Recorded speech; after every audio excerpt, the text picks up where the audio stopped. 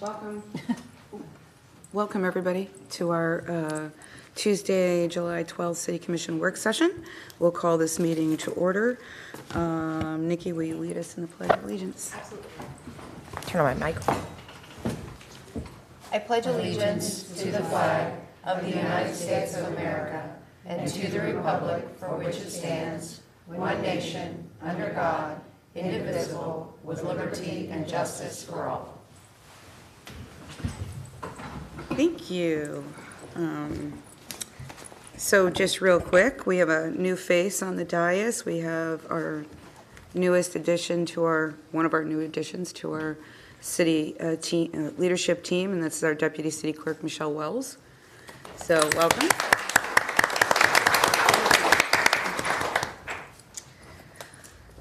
We'll be easy on you, I promise. Oh, thank you. All right, so we'll do our presentations.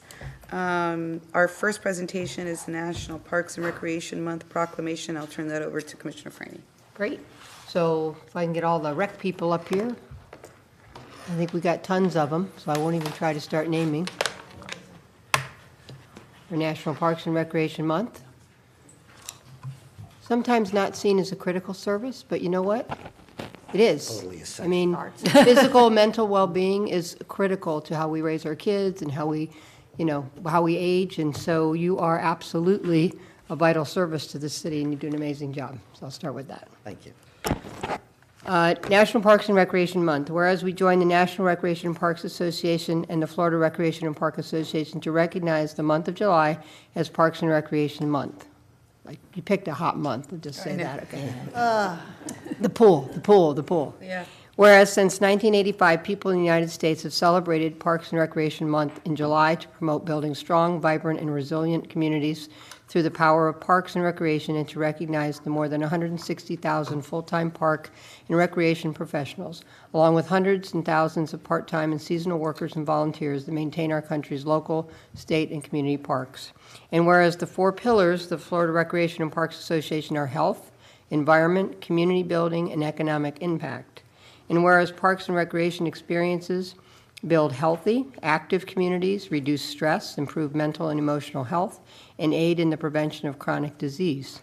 And whereas parks are fundamental to the environmental sustainability of our community by providing places to connect with nature, enhancing water quality, providing habitat for wildlife, and improving the air we breathe. And whereas our parks and recreation system is vitally important to the quality of life in Dunedin, providing opportunities for people to come together as a community, transforming strangers into neighbors, attracting new residents and businesses, and reducing crime. And whereas our parks and recreation programs have created countless stories in people's lives, whether it be, and I think there's a few right up on this dais that have been beneficiaries of the Rec and Parks programs here. Whether it be providing a calm place of solitude for reflection or relaxation, a chance to take on a new challenge, or an opportunity to meet new people and form lifelong bonds. And whereas as we observe Parks and Recreation Month, let us not forget the vital contribution of employees, volunteers, and community partners who keep our parks clean, safe, and accessible for all to enjoy. And whereas this Parks and Recreation Month, we are bringing attention to how important it is to rise up and support parks and recreation, because every day, parks and recreation professionals rise up for their communities in service of equity, climate readiness, and overall health and well-being. Now, therefore, I, Maureen Mulfraney, by virtue of the authority vested in me by the Mayor of the City of Dunedin and on behalf of the entire City Commission, do hereby proclaim the month of July 2022 as Parks and Recreation Month in Dunedin, and encourage everyone to rise up and visit their favorite parks and recreation facility, and take a moment to thank the amazing staff, I will highlight amazing staff, and volunteers who rise up for the citizens of Dunedin each and every day. It starts in parks.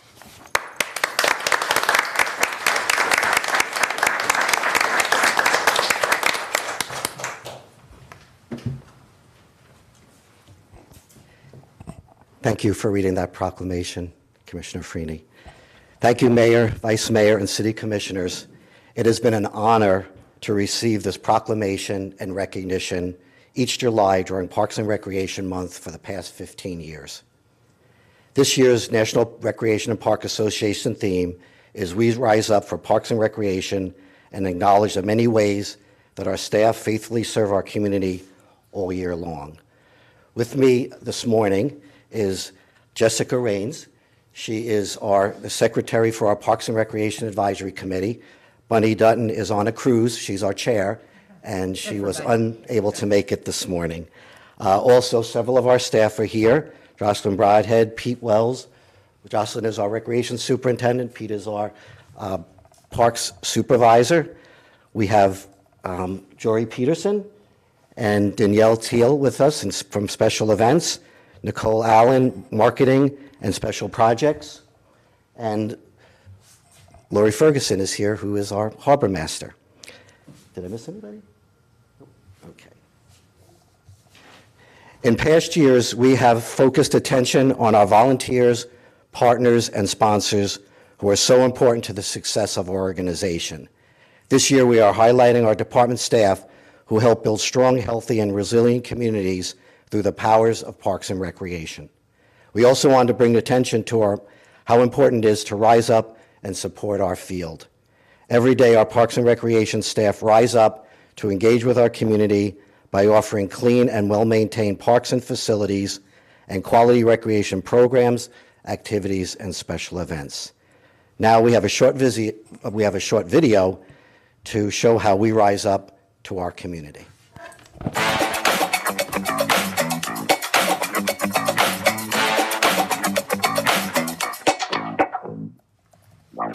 This July, we rise up for our staff, instructors, and volunteers who help make Dunedin stronger, healthier, and more resilient through the power of parks and recreation. Rise up to encourage creativity, imagination, and create memorable experiences. We rise up to provide safe and clean athletic fields for all of Dunedin's young athletes. We rise up to offer fun athletic activities for the community. We rise up to teach children how to swim safely on water.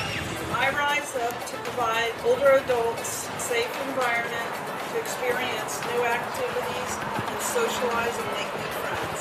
We rise up to provide community events, social interaction, and a sense of belonging. I rise up to provide fun activities for kids and adults in our community. I rise up to maintain our beautiful parks and playgrounds. I rise up to help protect the trees and environment of Dunedin. I rise up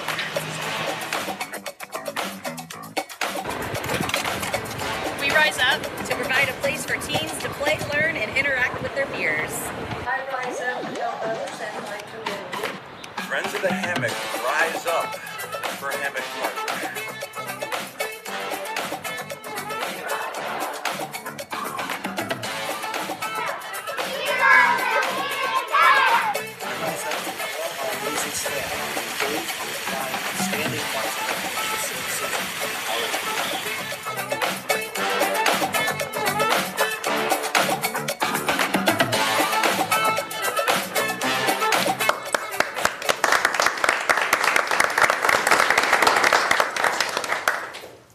So at the end, I did say that I rise up to all of our staff who engage in our community in quality parks and recreation programs and services. And without this great staff that we have, and a lot more of them would be here today, but they're working camps and they're maintaining our parks this morning, so they're unable to be here. But they all know about this, and we know that this is going to be on our web page for the next month or so, throughout the month of July, and they'll all get to see how important we all feel about the work that they do for our city. So with that, Jessica did prepare something to say as well on behalf of the Parks and Recreation Advisory Committee. Welcome. Good morning. I just want to say what an absolute honor it is to serve on the Parks and Recreation Advisory Board. I have been so impressed with the dedication of the entire staff to ensure that there is a space for people to enjoy no matter what their interest or their passion is. And speaking of passions, I just want to say thank you for you approving the pickleball courts. Some of you might have heard from me. And I just want to say that Dunedin is such a very special city and continues to be such a jewel in Pinellas County. Thank you. Thank you for your service. Thank you, Jessica, for that. So that is the end of our presentation. Jennifer, do you have anything you wanted to add? I know these are your people. Absolutely. Well, I think, first of all, as far as the staff goes, as you know, we had an in-service day for Juneteenth, and one of our projects was to clean up the parks, and we had a really hard time finding stuff to clean up because the parks were so well maintained. So, and all of our facilities are just top-notch facilities.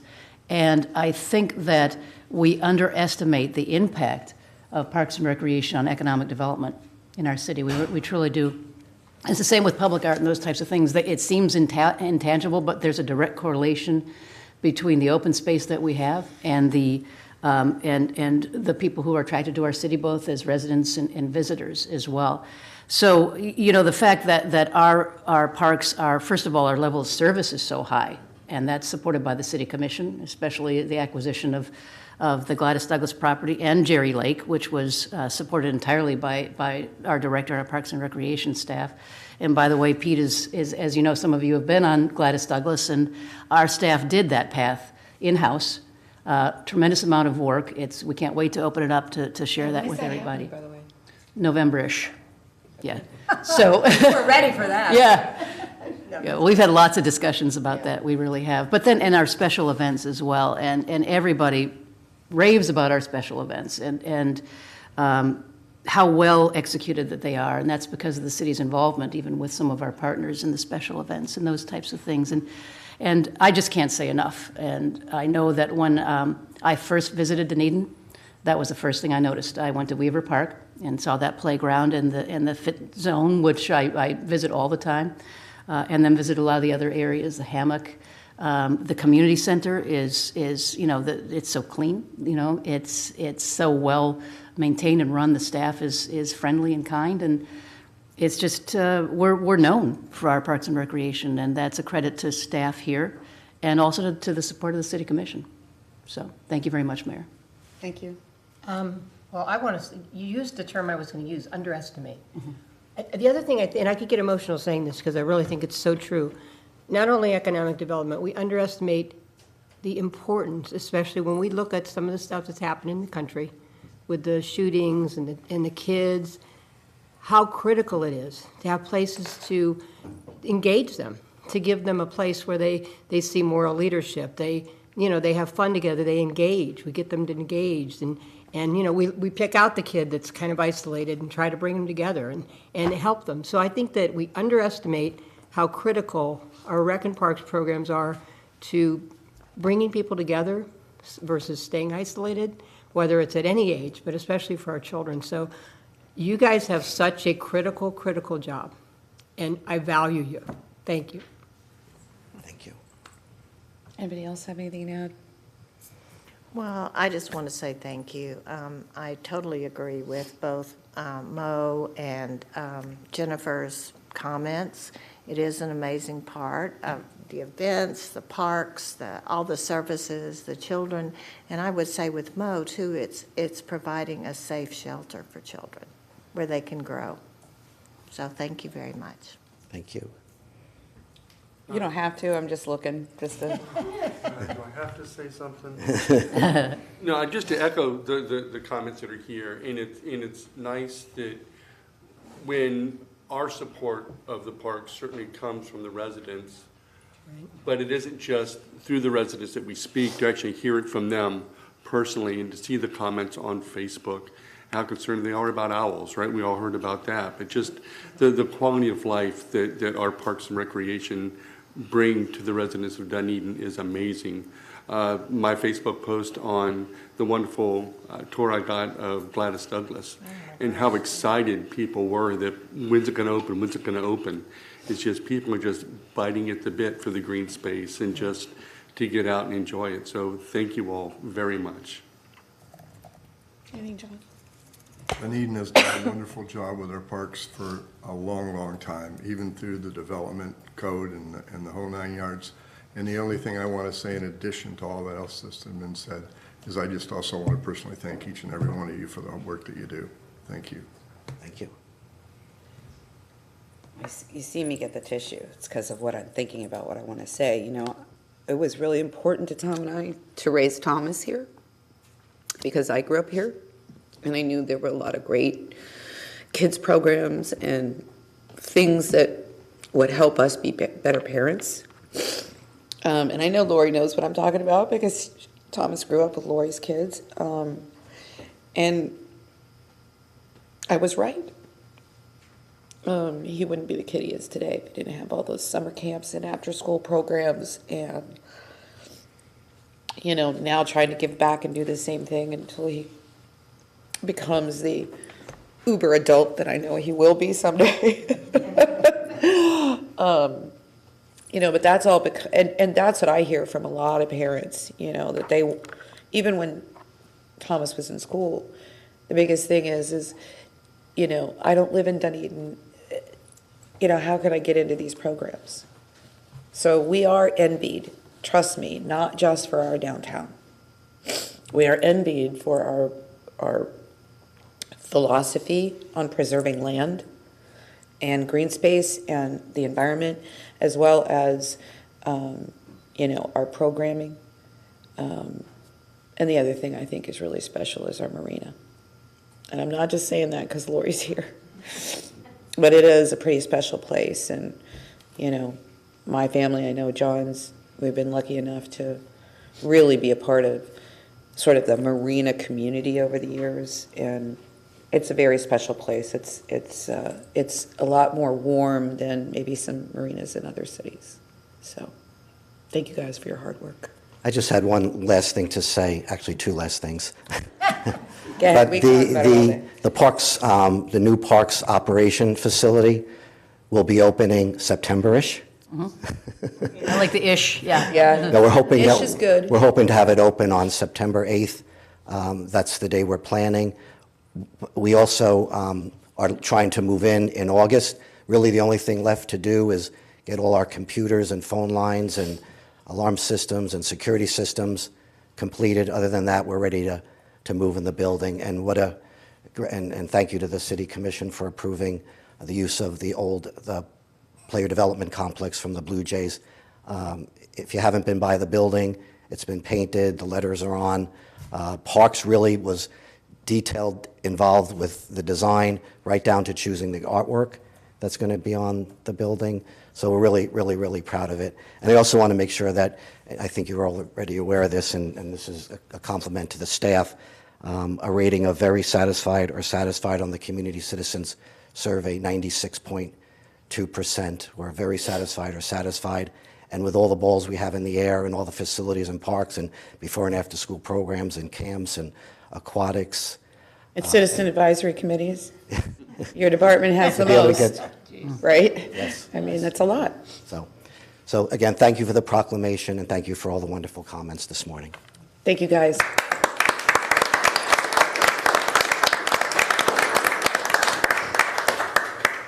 Okay, here we go. All right. Now we have the New World Celt 2022 proclamation. I'll turn that over to Commissioner Gao. I think we have a pretty special entrance planned. I think we do. Hail to the Celts! New World Celts!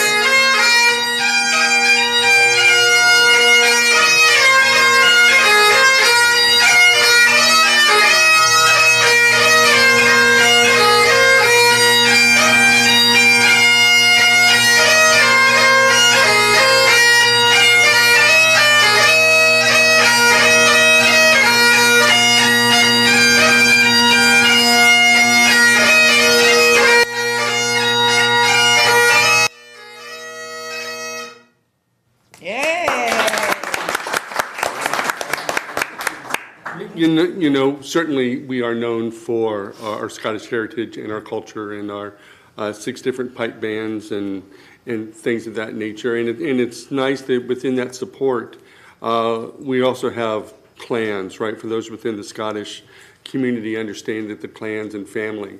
And it's nice to start to see where those clans are starting to recognize the support and the love in Dunedin that we give to that heritage. And so they're starting to have their annual general meetings with clans, and that's where clans come from. It really is a giant family reunion where they actually come from all over the world. I know we've had Clan Gunn has chosen Dunedin for their AGM. I was part, I think it was 3 years ago with Clan McPherson. My clan chose to have their annual general meeting here, and literally people from all over the world come to Dunedin. So not only is it the love and support of the culture in and of itself, it's actually a wonderful opportunity for Dunedin to continue highlighting who we are as a community and that economic development that comes with that. And so now our own New World Celts are choosing their hometown to have their annual general meeting here, their 20th anniversary. And so it's my pleasure to actually recognize them with a proclamation. And just in Bob's terms, here to accept the proclamation is Jeanette Pomeroy, who is the local president of the president of the local chapter. And according to Bob, her arm candy, the founders of New World Celts. Mike Dunlap and Bob Pearson. And her, oh, thank you very much. And so without further ado, New World Celt Day. Whereas the city of Dunedin and Scotland have long shared ties of family and friendship, going back to the sons and daughters who were among the first pioneers to settle in the city of Dunedin, and with their will and determination helped to build our city's character with the many of the finest customs and ideals, having first grown to maturity on Celtic soil. And whereas many Celtic Americans were great inventors, philanthropists, founding and supporting numerous scientific, educational, and civic institutions.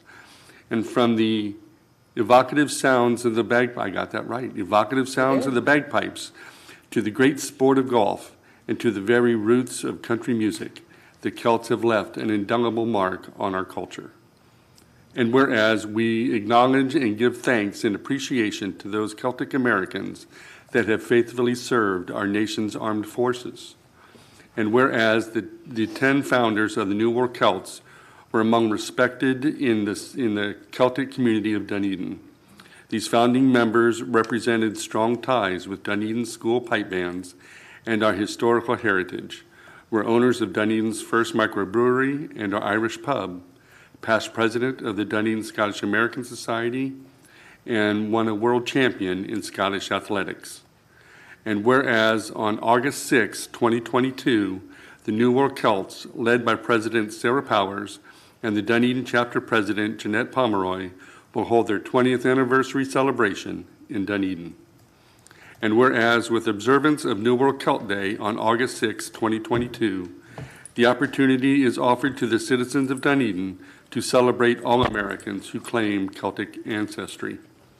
Now therefore I, Jeff Gow, by the virtue of the authority vested in me by the Mayor of the City of Dunedin, and on behalf of the entire Commission, do hereby proclaim August 6, 2022 as New World Celt Day in the City of Dunedin, and urge all citizens to observe the day by celebrating the continued friendship between the people of this great Celtic organization and the people of Dunedin, and by recognizing the contributions of all Celtic Americans to their city, state, and nation.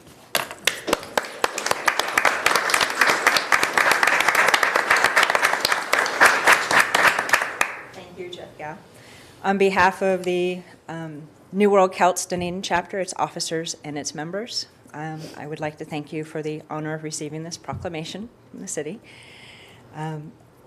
It's hard to sum up 20 years of what we've done in the city of Dunedin, but with the help of our founders and the officers, we've tried our best. The New World Celts Barbarians at the Gate, which we love, that were actually named by the city of Dunedin many years ago. They've been there to help the city and the merchants with, we don't want to call it security, but patron direction at events. We help them with the city public service announcements. So with yes, we've seen that too. TV. Yeah, that's great. Those are great. We have helped escort the concierge tour for this city for the Chamber of Commerce. The NWC was there to meet the first Jolly Trolley. I remember that very well. Thank you, gentlemen. We've been marching in every parade the city has sponsored. And during Mardi Gras, we escort the King and the Queen.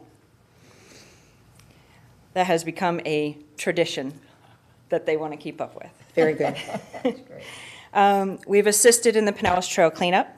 We've hosted successful whiskey tasting offerings, offering the hospitality of places like Flanagan's and the Dunedin Golf Club, serving fine foods, not to mention Lucan's, where we get our fine scotch. Yay. One of my favorite events. The NWC has financially supported our school bands, both the high school and the middle school. Every year we make sure we give money to all of our piping band students so that they can continue. We have supported not only the Dunedin Historical Museum, but the Tartan Museum in North Carolina. We supplied the Highland Games athletes with the Dunedin tartan kilts. We've assisted pipers, drummers, dancers, and athletes to attend world competitions. We are helping to support the Dunedin Pipe Band to go to the world competition in Scotland next month. We have awarded scholarships to many of the above groups to attend further schooling in their craft. We're a worldwide organization founded in Dunedin because of the community and strong support from the city of Dunedin. So we would like to thank you very much for continuing to support us. And this way we can pass on what we receive from the city to all those that want to keep up the Celtic arts in Dunedin. That's great.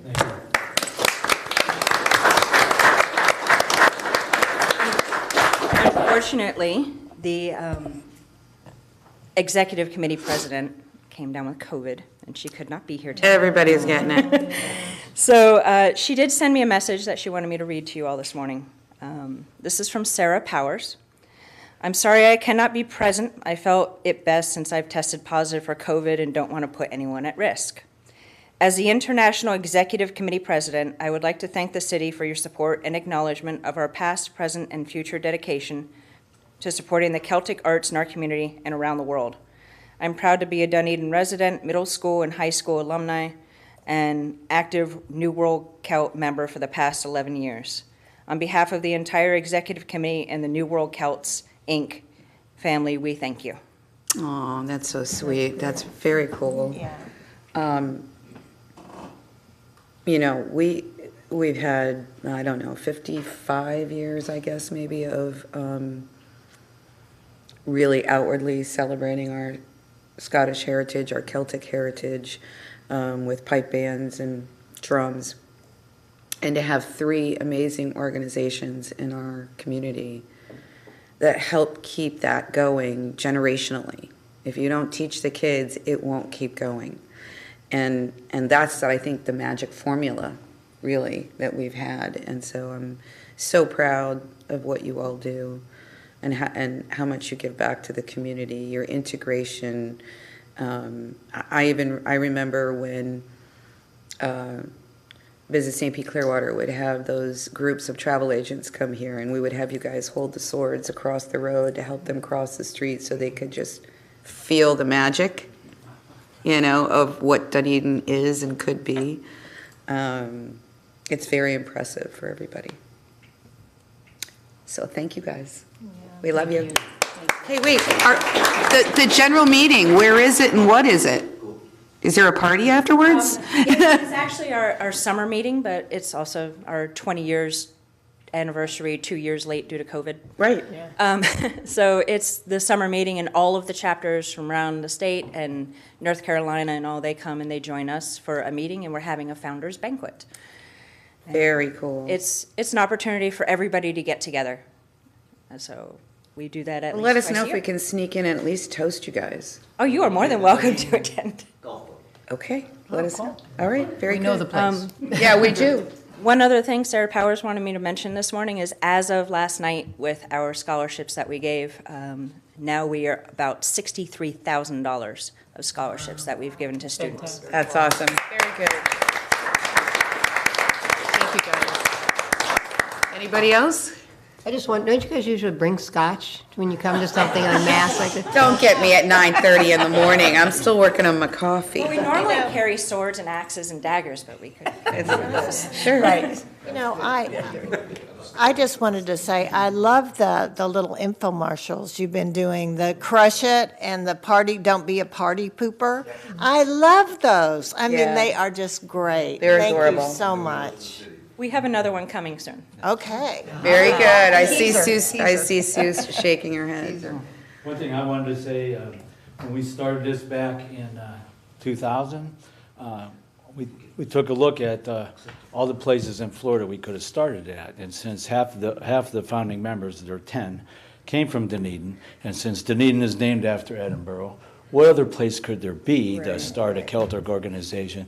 And we're so proud to be attached to the city, and so this means a lot to us. Thank you very much.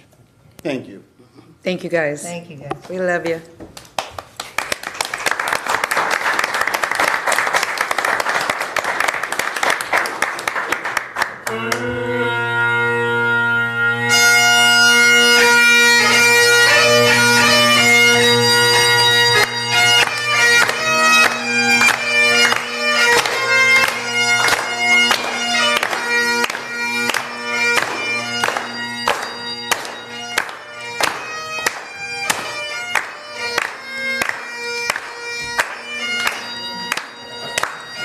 Bye, guys. Very cool. Okay. Back to my agenda. All right. Now's an opportunity for citizens to come forward and speak to any item that's not already on the agenda. If it's on the agenda, you'll have the opportunity to speak to it at that time. Please, welcome. Give us your name and address for the record, and there'll be 3 minutes on the clock, which is above my head. My name's Jeffrey Miller. Hi, Jeff. My address is 1875 Delaware Court in Dunedin. I've been a member of this community for about 50 years. I'm running for City Commission Seat 4, just so everybody knows who I am and where I'm going with this. What I want to do is I want to start off by telling you a brief story. I have a very strong passion for seniors and dealing with seniors and helping them out because they don't always have family locally and stuff. One of my clients was so down on their luck several years ago that I had to help them out with a plan. The plan saved them $120 a year. No big deal, $120 a year, right? That averaged $10 a month. Every month for 3 years, I got a phone call from them saying, "Hey, Jeff, I just want you to know, we were able to get 2 packages of bologna and 2 loaves of bread with that money." And every month it was a little bit different, but it was all, here's how we spent that extra $10, which that is very concerning to me. One of the other things on the opposite side of the spectrum is, just recently I've spoken to somebody that, in my mind, was very well off, never thought there would be any financial concerns at all, very well known in our community. And what he told me was he was, for the first time in his life, very concerned about money and the way things were going. What he said was that we're going to have to start eating out less. We don't eat out a whole lot. We're very frugal, but we're going to have to start eating out a lot less. We're going to have to start making a lot of changes. There's certain things that we are going to have to learn to do without or cut back just so we have the feeling that we're going to be secure. So with that being said, I would like to bring back the attention to May 19th, I think it was, where we talked about a tax rollback. There's several different ways we can do it. We could not increase tax. We could roll it back some. We could leave it where it's at. And I really suggest that the board look at this and reconsider it and discuss it on how we can do that. I think we need to get back to the entire community, not just specific individuals. So therefore, I think we need to do a blanket across the board rollback that will help everybody. And for those people that say, it's just $145, $150 a year that we're going to be saving, let them donate it to Dunedin Cares. They're running out of food constantly. There are a lot of great organizations, a lot of people that I personally help that are so proud that they don't want to bring forward by asking for things. I would just like us to consider doing a rollback. Thank you. Thank you very much, Jeff. Anyone else wish to come forward? Okay. We have the consent agenda, which consists of minutes from May 19th, May 31st, and June 7th. You got the barbarians Yeah. at the gate. Yeah. The barbarians are at the gate, apparently. Board and committee appointments, and Dunedin Marina electrical upgrades. Are there any items to be pulled? Okay, can I have a motion to approve? So moved. Second. Okay, Commissioner Franny and Vice Mayor Kynes, thank you. All in favor signify by saying aye. Aye. Aye. Any opposed? Motion passes 5-0.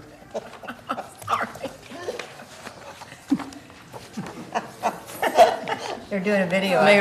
Mayor, if I may, I'm sorry, I was distracted by what was going on outside. I had wanted to pull 2D off of consent on the Gabion Sorry. repair. So I apologize for that, but I was kind of concerned about some, 2D? yes, the Gabion repair. Oh, sorry, I missed that altogether. I thought it was already I pulled. withdraw No. my motion then? Okay, If she withdraw her motion, I'd like to do 2D as well. I also was. The Gabion repair. Well, that's all, No, same one, I'm sorry, right? I'm sorry, that's two, yes, 2D Yes. as well. And then also, I would like to just have a brief conversation about the, is that the electrical? No, that's 2C is the electrical. 2C? Yes. Okay. Just a quick comment. 2C and 2D have been requested to be pulled, Mayor. okay, so Well, that's everything, right? No. No. They're all- Sorry, I was just saying. there's everything there's okay. appointment, hang on, there's appointments and consent Yeah, agenda no, still I'm- there. So we're, So moved on that. Let's well, get to hang it. on. Okay. You withdrew your motion. Is Yeah. that the appropriate way to do it? That's fine. And you second that withdrawal, Yes. right? Because she was the seconder of the, Right. That's fine. do we have to vote on withdrawing? There's no motion on the floor. Okay, so Michelle withdrew, approved the withdrawal. Now we start over. So now we're going to have a motion to approve board and committee appointments, and minutes. So moved. Second. That's Commissioner Franny and Vice Mayor Kynes. All in favor signify by saying aye. Aye. Aye. Any opposed? Motion passes unanimously. Okay, so, Jennifer, you wanted to pull the Yes, please. Gabion? 2D, and so more than one of you have asked me for additional information regarding the design and of the Gabion repair. I did talk to staff about, as opposed to just putting together the information really quickly last night, if we could have another couple of weeks so that we can put together the information, review it, and then put out a more embellished, if you will, agenda item. Something with some thoughts. Right, exactly. And then that said, we did check and make sure that our RFQ is still valid in 2 weeks. So I'm asking that you continue this till July 26th. So moved. Thank you. And this is the, Gabion repair. Gabion. Gabion design, yeah. Okay, so that was Commissioner Franny, and is there a second? I did. Okay, sorry, Commissioner, and Vice Mayor Kynes, to postpone till, you said the what? July 26th. 26th. Okay, due date certain. Uh-huh. Yes. Okay, all in favor signify by saying aye. Aye. Any opposed? A motion passes unanimously. Thank you, Jennifer, for that. Thank you guys for that. I appreciate that. All right, now we'll go back to the marina electrical upgrade. John, you said you just had a comment? Yeah, I just had a really brief comment. I think I can make that, well, I'll make that to Jorge. He's walking up. So I was asked a question the other day, and I did speak with the city manager about this, and I would just like to have this repeated here. We had a number set aside for that of about, I don't have it looked up right now, but about $60,000 if I recall. And we ended up using a consultant who, for like $7,000, $8,000, I don't remember, you can, if you don't mind, you can specify that. And then we ended up spending some much larger number. And so I had one of the questions that I was asked was, did the consultant give the estimate previously, or what was the role of the consultant in this? It's just a question. I just didn't have the answer for it. I didn't get a chance to ask the city manager that way yesterday. So if you wouldn't mind, if you just comment on it. She gave me input to many of the other questions that I had about that. Thank you. Good morning, Mayor, Vice Mayor, Commissioners. Jorge Quintas, Deputy City Manager. Yes, Commissioner Torga, the consultant that we hired was actually in response to several addenda questions that we received during the bid process. This has actually been quite protracted. We had originally done a quote system working with the purchasing agent for the city, Chuck Ankney, and had received various quotes, which then resulted in additional questions and concerns that were brought forth by the low quoter at the time. I felt concerned throughout that process that then we were going to move forward with making a recommendation to award under the quote system to that particular vendor when the other vendors hadn't had the opportunity to have that additional clarification occur afterwards. So as a result of that, we actually put it out to bid. Some of those same questions came back and additional questions throughout the bid process. A lot of those were electrical in nature, given the type of project that it is.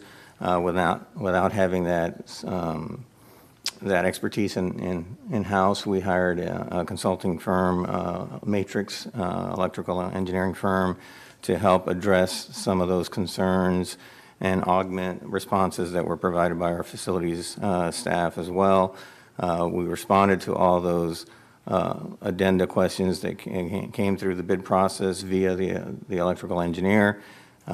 We actually met on site. If you look through the agenda package, you'll see some of the photographs of the 3 different panels that are being replaced, and as they were investigating and preparing the responses to those addenda. So they looked at the budget, which was the $60,000 that you mentioned. They were concerned that perhaps that wasn't sufficient, but we wanted to go ahead and bid it anyway to see what kind of pricing that we would attract. We received 3 bids, the low bidder being Buell, which is the one that's being recommended for award. We had a subsequent meeting after the bid opening with Buell to make sure that they understood the contract specifications, what the expectations were as far as coordinating with the harbor master and advising the slipper enters of the downtime that's going to be associated, because obviously as they rebuild the panels next to the existing ones, at some point they've got to switch power off to make that switch over. So we felt comfortable that they understood the expectations of the design package, the responses to the addenda, and therefore we move forward with the recommendation, and we're requesting that we utilize reserves to make up the difference between the $60,000 budgeted and the low bid recommendation, which is $98,000 and some change. What was the total cost of this then so far with the consultant and this bid? It would have been the $98,835 award, and I believe the consultant was $7,800. Okay, that was it. That's the number. Yeah, thank you. And the bids that we received, as I mentioned, were 3. They ranged from obviously the low bid recommendation.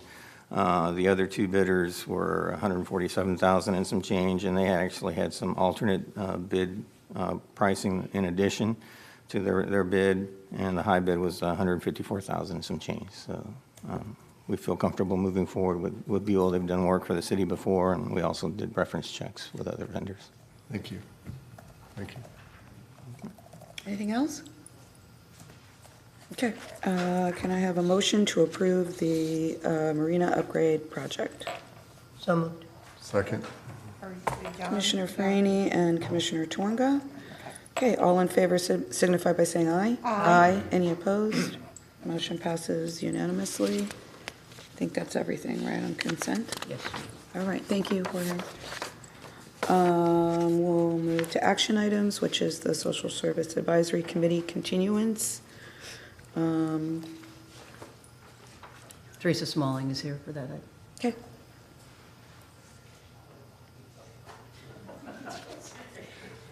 Sorry, no kilt or bagpipe or scotch. It's just That's okay. But do you see the kind of people we are? or do you yeah. feel like- It's great. It's great. Yeah. So so my name's Heath Watson. I represent our social services committee, and I serve with 4 other individuals.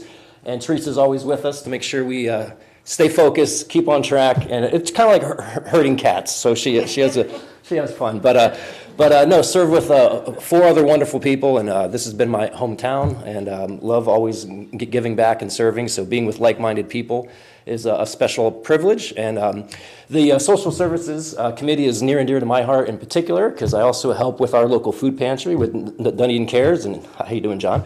And as John knows, Dunedin Cares, it came from, the concept of Dunedin Cares came from this Social Services Committee. So anyway, it's a great privilege to serve on this committee. So this past year, there were 4 months that we were not able to meet, 2 because of COVID, and then 2 because we just did not have enough members there, including this past week due to the July 4th holiday.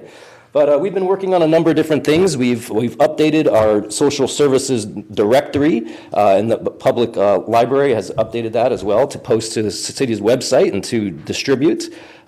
We've been working on an Adopt-a-Block initiative for a while, and we're trying to come up with a hybrid version of that. This is in partnership with the Florida Dreams Center, and so we've been trying to come up with a hybrid program with them. They want a little too much than I think we're able to find the volunteers for. So we're trying to come up with something a little shorter, maybe just a weekend of the different local service projects in the area. So we're still working on that. At all of our monthly meetings, we always have a guest speaker come, and that guest speaker shares various social services in the community and the greater area. So we're always being updated there. For example, one of our guests, her name was April. She came from Shepherd's Village, and Shepherd's Village focuses on helping single mothers and their children find a future with support and help. And also, too, one time I took them back to Dunedin Cares. They got to tour the whole pantry and kind of see how it's evolved and grown. So I don't know. That's our update from the Social Services Committee. Any questions for me? Anybody have any questions? I have a question. Yeah. So what do you guys see as some of our biggest needs in Dunedin, specific to Dunedin? You know, that's an ongoing. We've mentioned a number of different things. I think it's the elderly. Honestly, I think that keeps coming up. I know at the food pantry in particular in our local area, that's our greatest need. So I think that's something that we continue to talk about and discuss, and guests from, of course, the community can come to our meetings, and they bring up ideas and concerns as well, and so I think that's probably what most of our members would say. No, I appreciate that. No, I appreciate what you guys are doing. I think it's important because you can kind of keep your hand on the pulse, especially right now when people are struggling. So appreciate what you guys are doing. Anybody else? In relationship to that question, Heath, if you don't mind, would you just on one subject, would you talk about the number of people that are now coming into, for example, Dunedin Cares? How many of them are first-timers? Yeah, and thank you, John. Yeah, and obviously this doesn't have to do with our social services committee per se, right. But I mean, at Dunedin Cares, the need just continues to grow. So this past week, usually there's about 50 households that come in whenever we're open, and over 50% of those are there for the first time. So that's just how much the need is growing. Yeah. Thank you very much. Mm-hmm. Mm-hmm. Okay, we are here to determine the extension. She's just trying to keep me in line. It's all good. So can I have a motion to continue the Social Services Advisory Committee for another 3 years? So moved. Second. Commissioner Franny and Commissioner Gao, thank you. Any final comments? So I was just, I don't know how much you guys line up with all the services that the county does, because I know they put a lot more money into social services and mental health things. Do you guys, and I noticed Kathy Mitchell, I'm assuming it's Kathy Mitchell who used to work for Pinellas County Health and Human Services? Yes. That Kathy Mitchell? Yes. Yeah, so which is a great line-in because she's well aware of Yes. the different things. So I just think that's a key. I mean, I say that to us as well as you guys. I think that's a key with 211 and aligning ourselves with the types of things that we can connect our citizens in need with, because there is a huge network out there, but a lot of times people don't know how to get to it or access it, so. Absolutely. And, I think, Jennifer, with mental health services, it was during our ARPA hearings, that was definitely given to the county because they were going to have the reach, but then you all have to interconnect with them for mental health services. Is that correct, Teresa? At the Social Service Committee, Mhm. We haven't really, they haven't really gotten into that realm yet, but No, mental no, health has we all, haven't. and homelessness has been two of the issues that have come before the Social Services Committee before.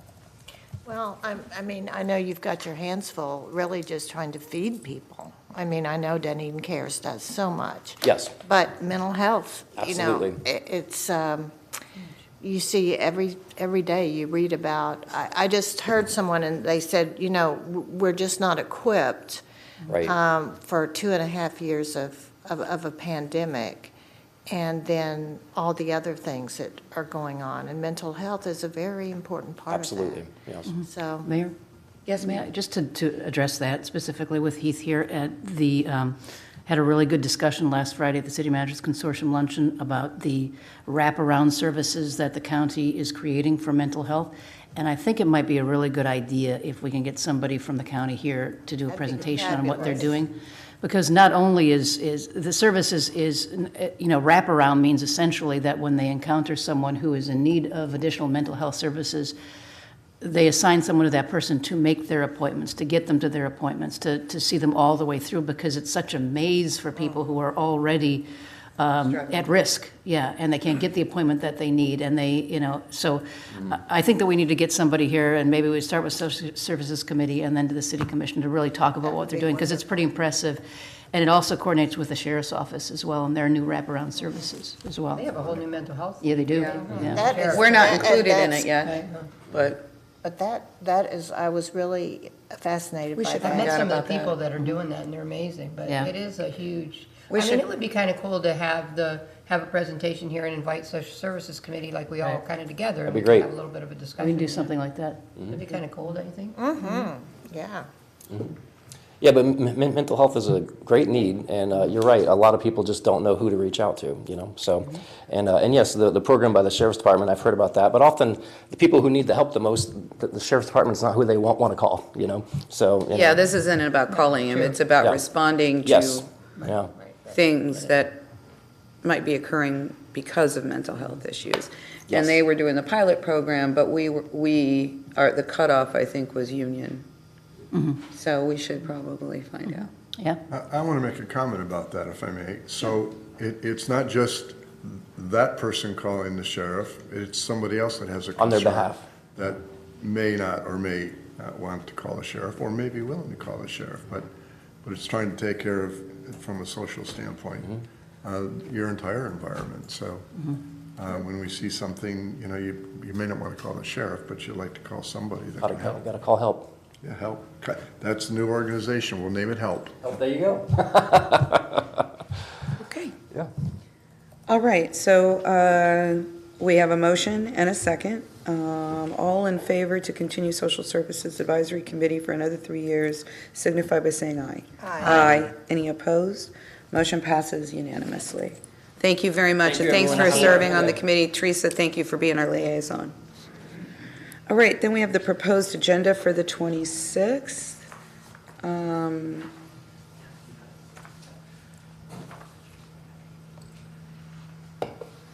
Which will be our very extensive legislative session. Wow. I haven't is touched a that with a man's- 10-foot pole yet. I figured, let me just get through this week. But thank get you the for pole all out. those, thank you. Nicole's done a good job of summarizing the presentation that you'll receive by the city commission's priorities. So that's the order and the focus that it will be on. You all did receive the comprehensive update. Yes, I think we did. that's what you're referring to. Have fun reading. That's why Yeah. I sent it out over the No holiday thanks. weekend. Okay. Can I have a motion to approve? So moved. Second. Commissioner Franny and Vice Mayor Kynes, thank you. All in We are favor? adding the one item, Oh, we are? What? Oh, the, Gabion design. All right. Yes, and that won't be under consent, it'll be a regular agenda item. Everybody okay with that, with their Sure. motion? Yes, okay. All in favor signify by saying aye. Aye. Any opposed? Motion passes unanimously. Can I just make a comment? Sure. That being said, about all the laughter about the fully comprehensive review of legislation, I mean, last year, Yeah. I haven't read it this year, I haven't read everything, but I read it all last year. It's tremendously helpful. It is. I mean, and you guys have kind of started that, and with your kind of tenure as city attorney, it's really, really helpful. So, I really thank you. appreciate For that. everybody. It's a big lift, but I do think I hope it's a useful tool too, to the city manager and her staff. Absolutely. So. That's good. Yeah. Keeps us on top of it. I mean, there have been times when we haven't, Yeah, I we've gone think several sometimes years it without would go under changing the something radar because at we. times, But I think now, like, it really puts it front and center as far as stuff that really impacts us. Very good. Okay, maybe what we'll do is go through our line item budget piece, and then we'll take a break. Our line item budget, Yeah, because we've got 3 items. yeah, Is that okay with everybody? yeah. All right. Let's go to that. Except, yes. It's the first item under the informational. Okey doke. And we have the Less Than Ashley show for your line item. Right. Morning. That's a good show. Morning. Mayor, Vice Last Mayor. time I saw Ashley was at a pool party, just wanted to say. Yeah, that's told me good. about that, yeah. Total transparency, right? See, I would have never said that. Sorry. You I'm just sorry, threw Ashley. her under the It was bus. during a city-sponsored, amazing event, so. Nothing wild about it, right, Ashley? Nothing Not a wild about it. thing. No, she was just as quiet there as she is here. Okay, like, that's not push the envelope. Nose is growing. Sorry. Go ahead. Okay, good morning, Mayor, Vice Mayor, Commissioners. Les Tyler, the Director of Finance, and Ashley Kempton, our Budget Manager. We'd like to go over the fiscal year 23 City Commission line item budget, our draft budget. Just want to mention in the staffing, Exhibit A in the staffing includes a summary of the fiscal year 23 proposed budget, and it also shows actuals for fiscal year 21, and also shows actuals for fiscal year 22 from the period October through June of 22, which is 9 months of this fiscal year. Also, Exhibit B is in the staffing includes a more detailed line item that includes the 22 budget and the 23 proposed budget. I'd like to briefly go through a few of the changes from year over year. The budget for 23 is $485,000 for the City Commission. It's about 5% increase over the 22 budget. We had a small reduction in salary and benefits in the draft budget, and that's just mainly due to a reallocation of the health costs, for the City Commission Department. It was trending lower than our budget for 22. The IT Service Fund, one of our internal service funds, had an increase of $6,700 in the Commission's budget. And that increase, there was about a 4% increase citywide in the IT budget. Also, the ISF building maintenance and the custodial services. So Les, when you Yeah. do that, I mean, what is the 6,700 increase? Why? The 6.7 increase is a part of it is an increase in cost, but the other part is, based on my understanding, is IT-based bases their allocation on devices, computers, and And we all laptops, got different new, things. we all got, And there's a few more, right? So right, there's we got our a few more computer, our allocated. laptops instead of just the iPad, which I was very much in favor of, so. Okay, Right, cool. so- I mean, I wondered if that drove it to be high, a little higher, but. Yeah, so it's a combination of an increase in the department plus just a few more devices, yeah. And in the building maintenance and custodial, we had an increase of about $14,230 in the commission budget, and that's due to an increase in square footage moving to the city hall. The square footage allocation we currently have has gone from about 2,800 to about 4,900 to the commission, and it gets allocated to all the different departments based on a calculation that Keith and his team does. I gotta stop that. Except, it's a brand-new building. How much maintenance are we really gonna have? Yes, for custodial, internal service funds, custodial, Okay. and that type of a thing for a larger office. Because it says building maintenance. That's building maintenance. What are we talking about? I have a little Jorge voice in the background here. I'm just I saying, know, he's a. I'm just saying a 7,400 Was that dollar both increase. custodial and building maintenance? I guess that's. Yeah, let me. I'm just going to say, that just seems, at first blush, I'm sure y'all are right. And I don't need the graphic detail of the calculation, I really don't. But you can see how it looks when you're going, when something's under building maintenance, you're going into a brand-new building, and you're saying we're going to have a $7,400 increase. Yes, again, good morning, Mayor, Vice Mayor, and We, Commissioners. and sorry, not to interrupt you, but we went through the same argument, you'll remember this, when we opened the community center. Because everything was supposed to be green, everything was supposed to be, stop the repairs, but yet costs were going up, and we're like, what? So, in response, yes, there is an increase in cost, and I'll just run through some Well, of it's a bigger building quick than this basics. is It's a bigger building. Each commissioner now has an office where you share offices currently. There's a larger conference room, there's a larger commission chamber, and it does include custodial services. So granted, even though it is a brand-new building, we obviously want to maintain that building to a standard level to keep it looking the way we intended it to look like. So Keith did work very closely with Harvard Jolly. We got a detailed breakdown, as Les mentioned, of all the square footage for the different uses for each department, each unit that will be assigned space in the building, and so it was allocated accordingly. So I think what would be helpful, because I think, we're just looking at our little pie. So when I get annoyed, I know I'm just looking at my own little pie, right? But if you look at the whole city, what we had before was this building, the municipal services building. Technical services building. Technical services building.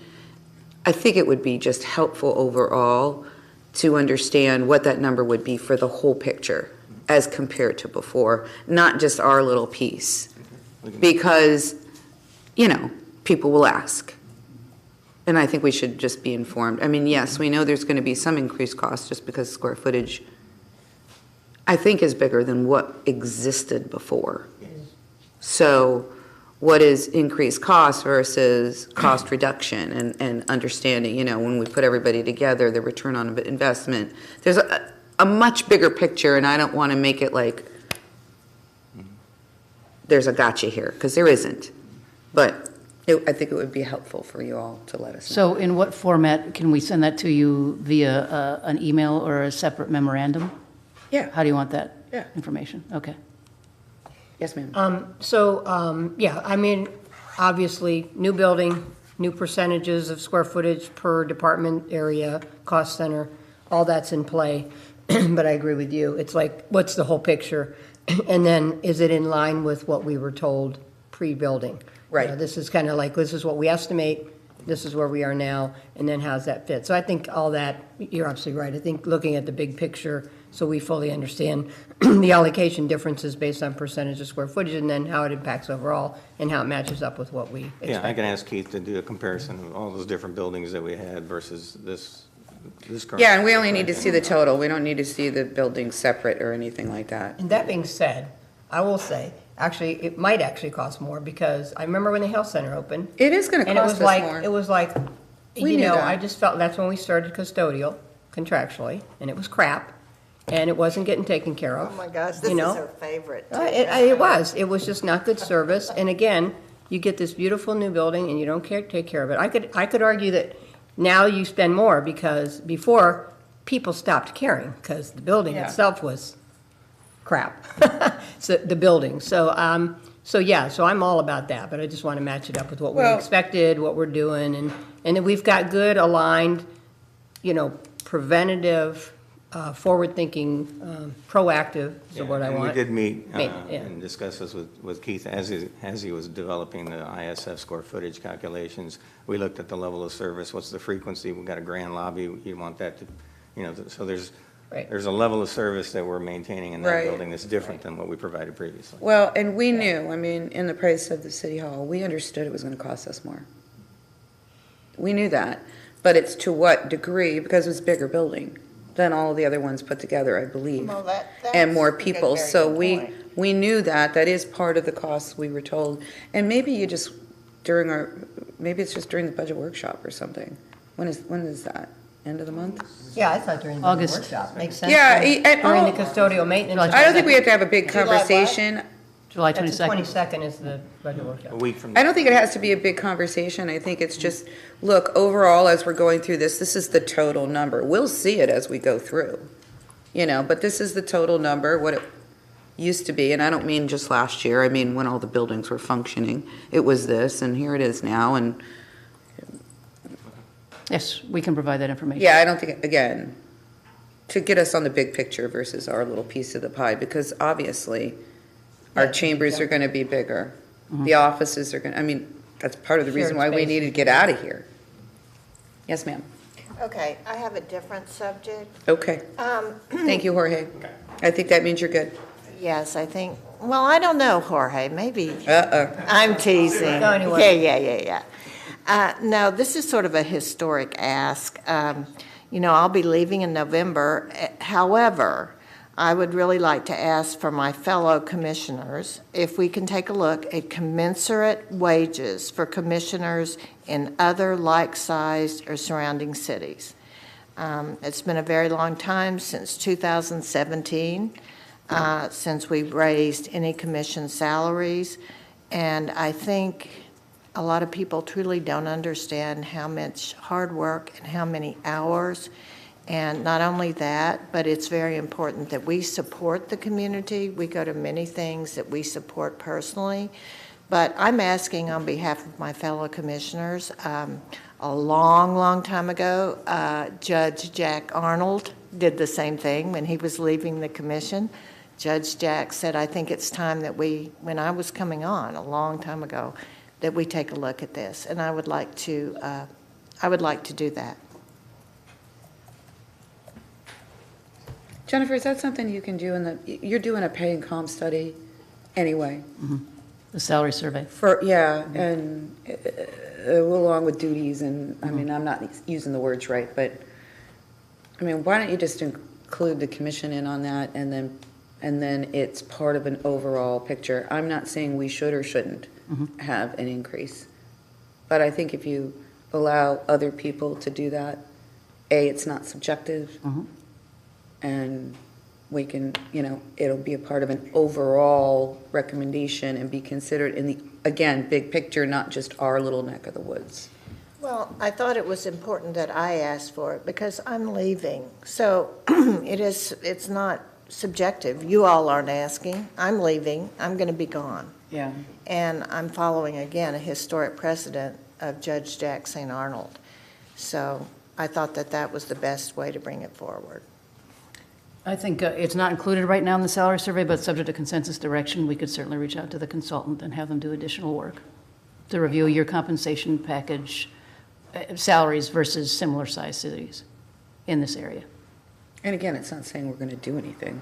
No, I'm just wanted to give you all that opportunity. It does say we looked at the prior ordinance, it does say 5 years, you would intend to look at it again. So it seems consistent with that time frame too. 17 to 22, and we're really looking at for 23, so. Right. And I remember that discussion. And again, I'm not saying we should or shouldn't, and we could decide that. Again, it's just. But I think and they may come back and say, girl, you're just fine. Maybe. But, yes, ma'am. So, thank you, Deborah. I appreciate your, I know you're terming out, and so from your perspective, I respect that, and I think I'm not opposed at all to looking at it. I want to kind of keep it as a separate piece somehow, together but separate, because I don't want to get it mixed up into what we have to do for our employees.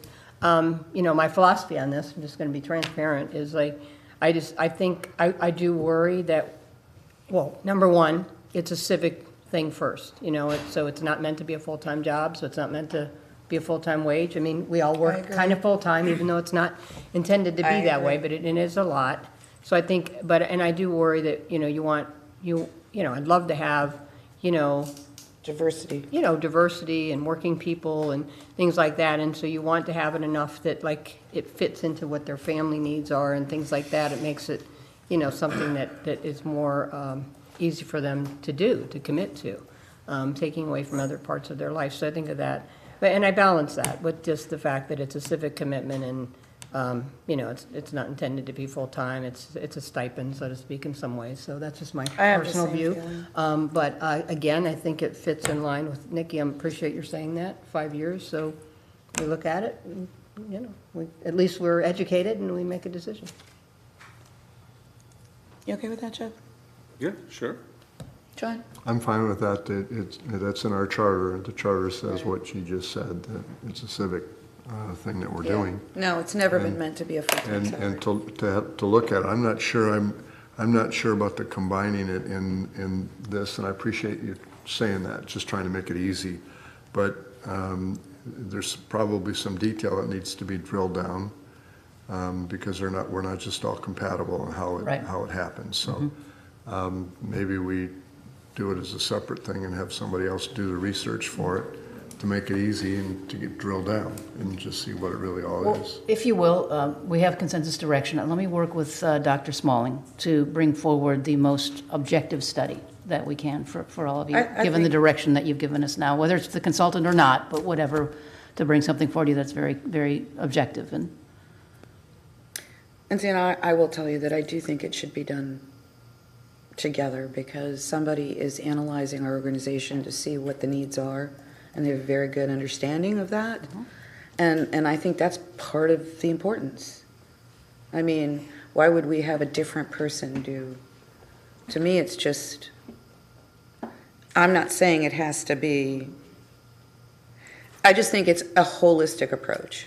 Yeah. And I said it when you took this on, I thought the commission should have been a part of it.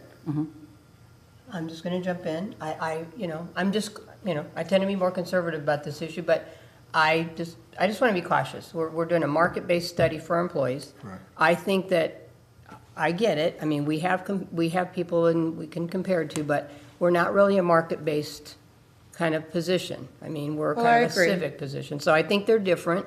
So whether the same person does both or not, to me, they're different. They should be separate. We should look at them separately, and I don't want to intermingle with our market-based employee study of our, our full-time work. That's just my view.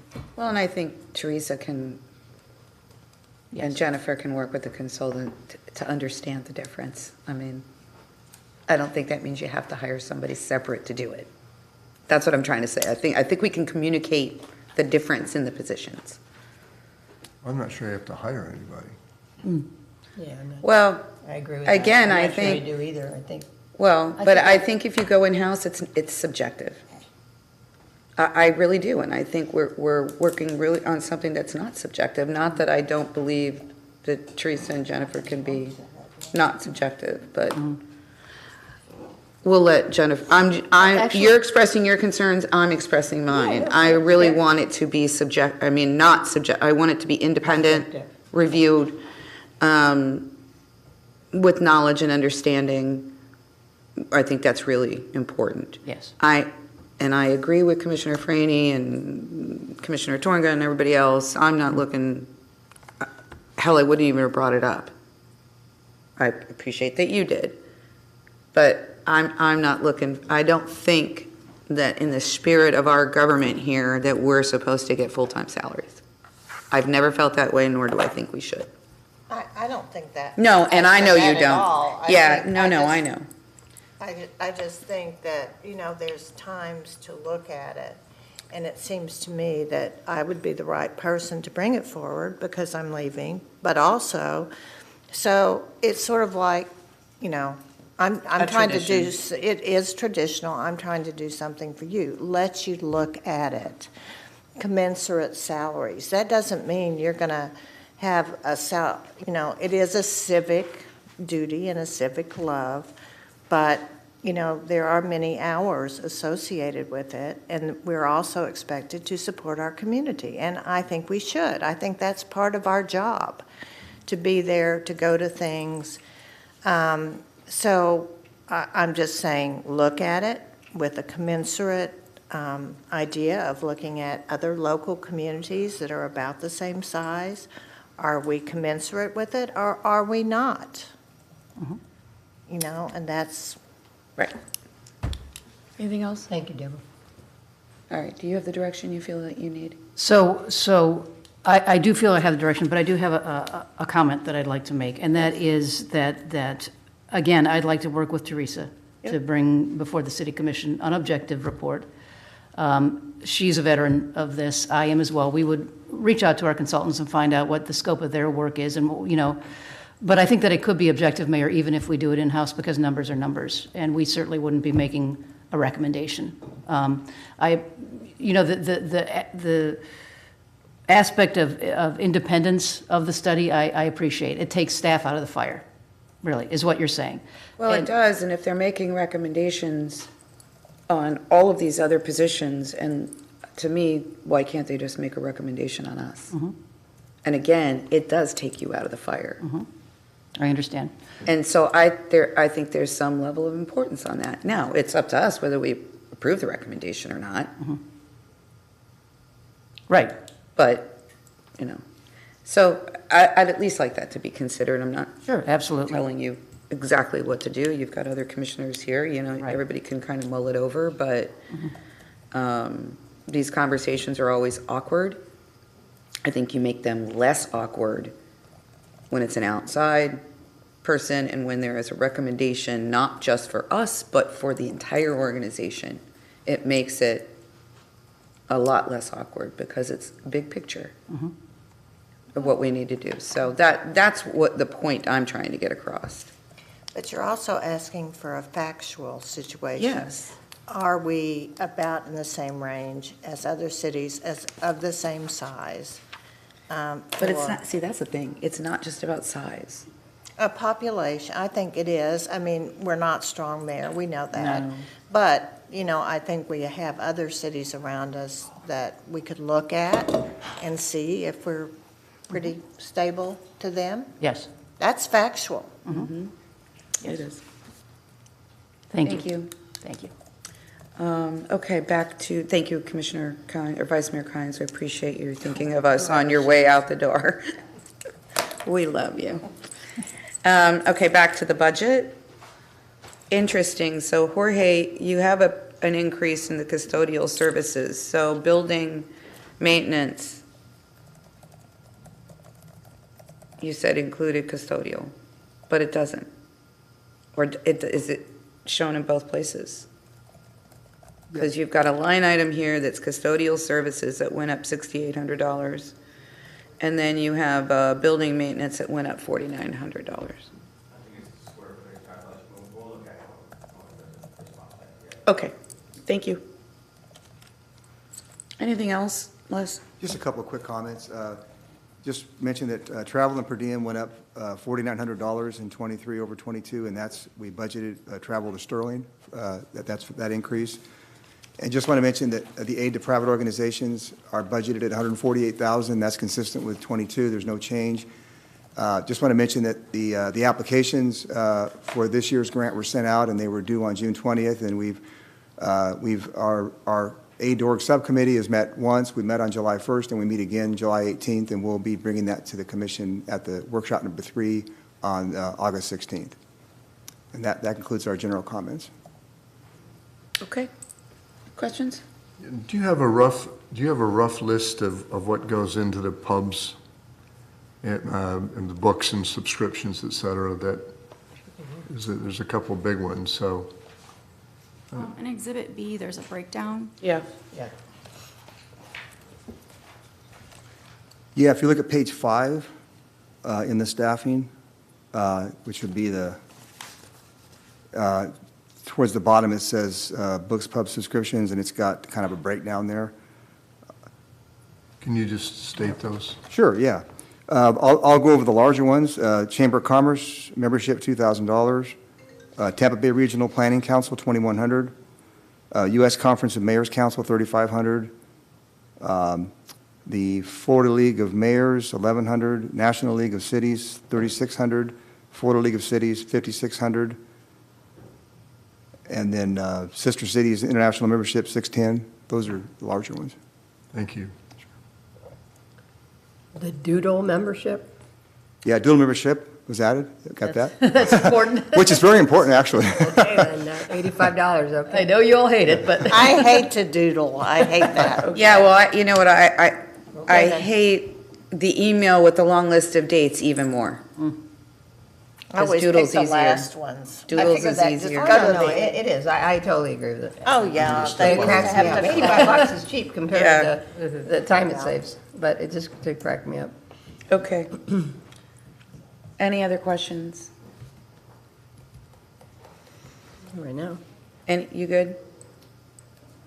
Good. All right, so y'all are gonna get back to us on those two costs, the building maintenance and the custodial stuff, and you're gonna do the thing with the salary stuff, and Do our thing, yeah. those are the only other things we Well, have. and we'll see this again at the budget, so. I mean, Right. Like, as we look at the big picture and how we balance out and what we need to Right. do, we'll see it again.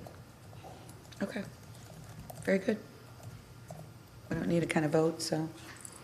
All right, why don't we take a 5-minute break, and then we'll, thank you, Les and Ashley. Mayor, The- just as a notice, I don't know if you want to switch 4B and 4C, because we do have folks here on 4C, I'm which is sorry. the artisan incubator, when we come back. Yeah. Sure. Yeah. Okay. Thank you. All right.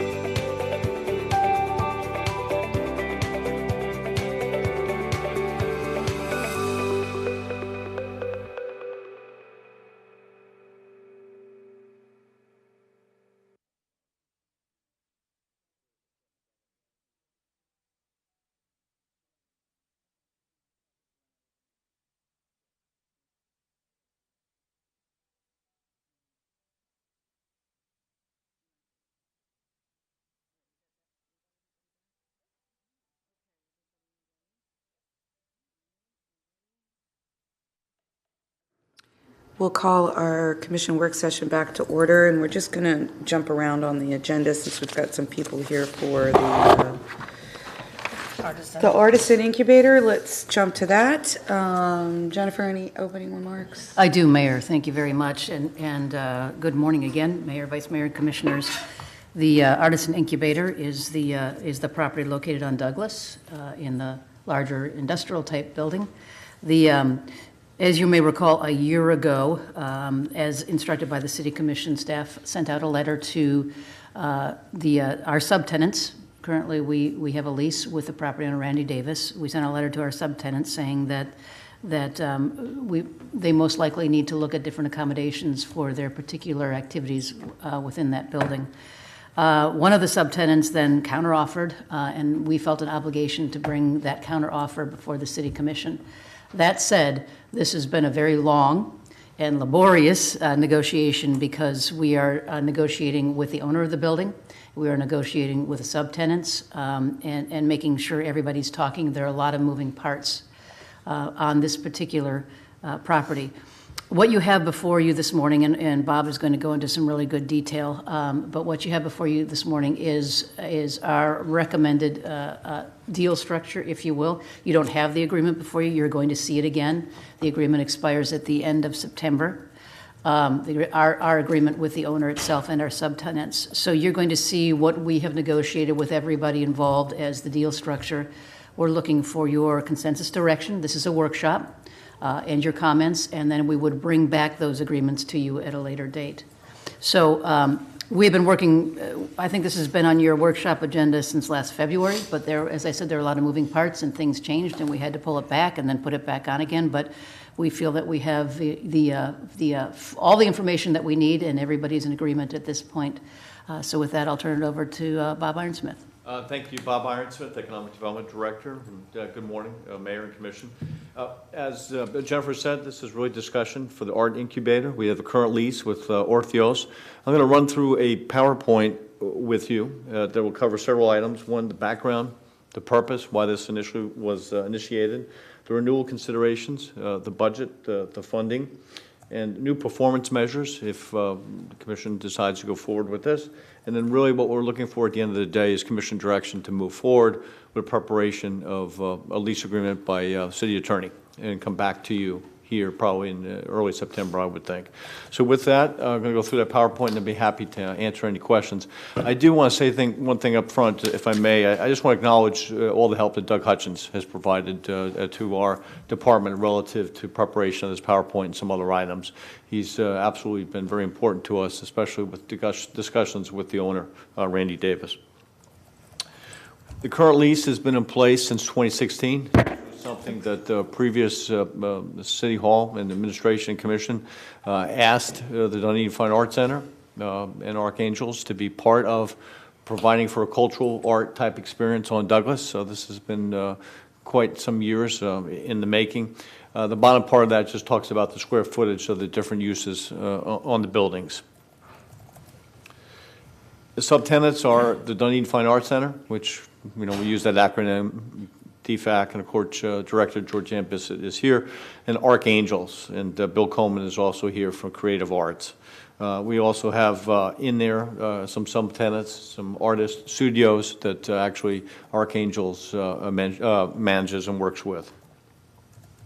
The purpose of this, as I mentioned, this was back in 2016. Douglas Avenue was fairly nondescript. It was something we wanted to revitalize. It certainly has come a long way there, both with what the Art Center is doing and Archangels, and also the deal that the Commission approved, certainly with the Artisan, Nature's Food Patch. We got the Dunedin Brewery. We also have Jensen's. We Woodwright. There's a lot going on now on Douglas Avenue. It's starting to become the next Main Street. But the initial foray into this was to provide for arts, which were a big part of the downtown, and to have that experience. The lease, as City Manager Jennifer mentioned, expires at the end of September 30th. We did notify the subtenants per Commission direction, and as Jennifer mentioned, then was brought to our attention a new proposal and deal by Archangels, and that's why we're here today, sitting with you and discussing it. I will say, too, there wasn't any other locations, even though we looked at some that were really accommodating for either Dunedin Fine Arts Center or for Archangels. So there was nothing that came up to the table there. The current lease renewal considerations, these are discussions, obviously, with the various parties, that being the owner, Archangels, Dunedin Fine Arts Center, is to look at a 2-year extension with a 1-year option, and that's coming from the owner, Orthios, Mr. Davis. The rents in years 8 and 9 that were previously negotiated would stay intact. So, and I'll show you a little bit more of that during the budget and funding aspect relative to that. Part of what Mr. Davis also wanted in that last bullet is a memorandum of understanding. He wanted to make things that are very established between Archangels and Orthios. And that's an important ingredient that will also be part of the lease agreement if the commission decides to go ahead and move forward with going that direction. One of the things that we negotiated, you know, we were up with this lease expiring on September 30th. There was also a 3-month notice that we needed to give, and not knowing exactly where we were with this lease, we did get Orthios, Mr. Davis, who said, just go ahead and waive it. He's been very forthcoming and very good in that manner. There was also some other items that we needed to address relative to parking layout and restriping and really further defining the areas that were going to be Archangels, Dunedin Fine Arts Center, and also the owner, who, as you know, also has other uses in that property. This just really talks about the parking. The parking in the back would be more established. There would be 9 or 10 spaces back there. There would also be a loading, unloading area of 20 feet. And on the north side of the building, he was looking to move the fence a little bit to the east, so that would make the parking that was currently up against the fence move more to the north, but to still be 4 spaces there. I will say this too, all the parking layout has been agreed to with the Fine Arts Center, with Archangels, with the owner. So this is not something that still needs to be settled. So that's all been defined. So you don't want us to muck it up? Pretty much. Pretty Well, much. frankly, I mean, why would we say anything? Yeah, I will just to ad lib that, as City Manager Jennifer mentioned, there's been some very long and protracted negotiations with all the parties to get to this point. So this last slide just talks about the north side. The fence will be moved a little bit to the north. We will look to screen that with some of that kind of green window painting type thing there, so it would look a little bit nicer, some fabric. Budget funding, I think, is an important part, so I'm obviously going to spend a little bit of time on this. The city has supported this for the last 7 years, so this would be an additional 2 years with a 1-year option from that point on. I'm going to talk to you a little bit about the revenue recovery and why things are a little bit stronger now based on Archangels providing more revenue to the city. This slide, I know there's a lot on here. This is just the Dunedin Fine Arts Center. Basically, just look at the last column. The city would support approximately $15,000 a year over the next couple of years to provide all those classes and all the artistic and the culture and things like that. So that's the city's role with the Dunedin Fine Arts Center. On Archangels, again, I know there's a lot on this slide, but just look at the last slide. The subsidy would be somewhere, you see in 2023, about $32,000, and you can kind of get a feel for what the subsidy would be. So between the subsidy for DFAC and Archangels, it's running about $47,000, $46,000 averaged out over time. This is just a background slide just to say, here's what you'll see for the last 3 years if they agree to the 1 year. Without changes, it would have been about $150,000 total. It obviously gets better now. Archangels has agreed to meet the new terms of the increase with Orthios and provide an additional 6% in 23, 7 in 24, and 7% in 25, plus pick up some utilities. Before the city was paying all the utilities, Archangels now would be paying for their phone and the internet. So savings to the city over 3 years is, you see, about $17,500. This is a good slide. This kind of tells you what Archangels, what the difference is. just look at the last 3 columns. With the new subsidy, you see it in red. I know it's maybe a little tougher to see on the TV there on a monitor, but $27,000 in 23, 28 in 24, and 25 is 30. So you can see that the savings before it was going to run 32, 34, 36, or 37. So it's a stronger deal for the city at this point in time. Performance measures, we've had a lot of dialogue on this too. We felt that we could go ahead and promote the arts better through management and working with Archangels. And of course Bill Coleman is here, has agreed to these various measures. And as you know, we have a new team member on board. He's in our audience for economic development, Brad Hosovar. Brad will be managing this with Bill Coleman. So we want to make sure that we promote the arts. And that really was the initial goal, and we want to make sure that that happens. The future of the arts and incubator. Bill has mentioned to us that he's, starting to think about his future and winding down a little bit. So we've had just very basic dialogue with the Dunedin Fine Arts Center and with Mr. Coleman about Dunedin Fine Arts Center taking over some of the different things that Bill currently does. So that's something I think in the next couple of years, some succession plan that we'll look toward trying to put in place and help, not broker, but help put together. So commission direction today, what we're looking to do is really make sure that the commission is comfortable with the financial considerations that I mentioned through the funding, that we'll talk about succession plan in future years, and that the commission is okay with those performance measures that we put in place. So what we're looking at today is for direction to move forward with the preparation of a lease agreement with city attorney that will be brought back to you based on those funding considerations that we mentioned. The 3 months written notice that, again, he has waived that, which is nice. And then we'll also look to go forward in that lease, a 2-year with a 3rd year option. That is what we could get to with Mr. Davis on this property, which we thought was good. He initially was looking at 1 year, and we said, geez, as a city, 1 year just doesn't work for us, so we were able to get him to come to 2 years. I will say that Mr. Davis has been good to work with from our perspective. He's been consistent and direct. Not to say that things have not been easy. I'm not going to say that. But I will say that he's been very consistent and direct. So we appreciate that. So that really covers presentation for the Artisan Incubator. Happy to answer any questions you might have. And we do have Director George Ann here with the Fine Arts Center, and we have Bill Coleman with Archangels here also. So. All right, well, why don't we get some questions first? Any questions?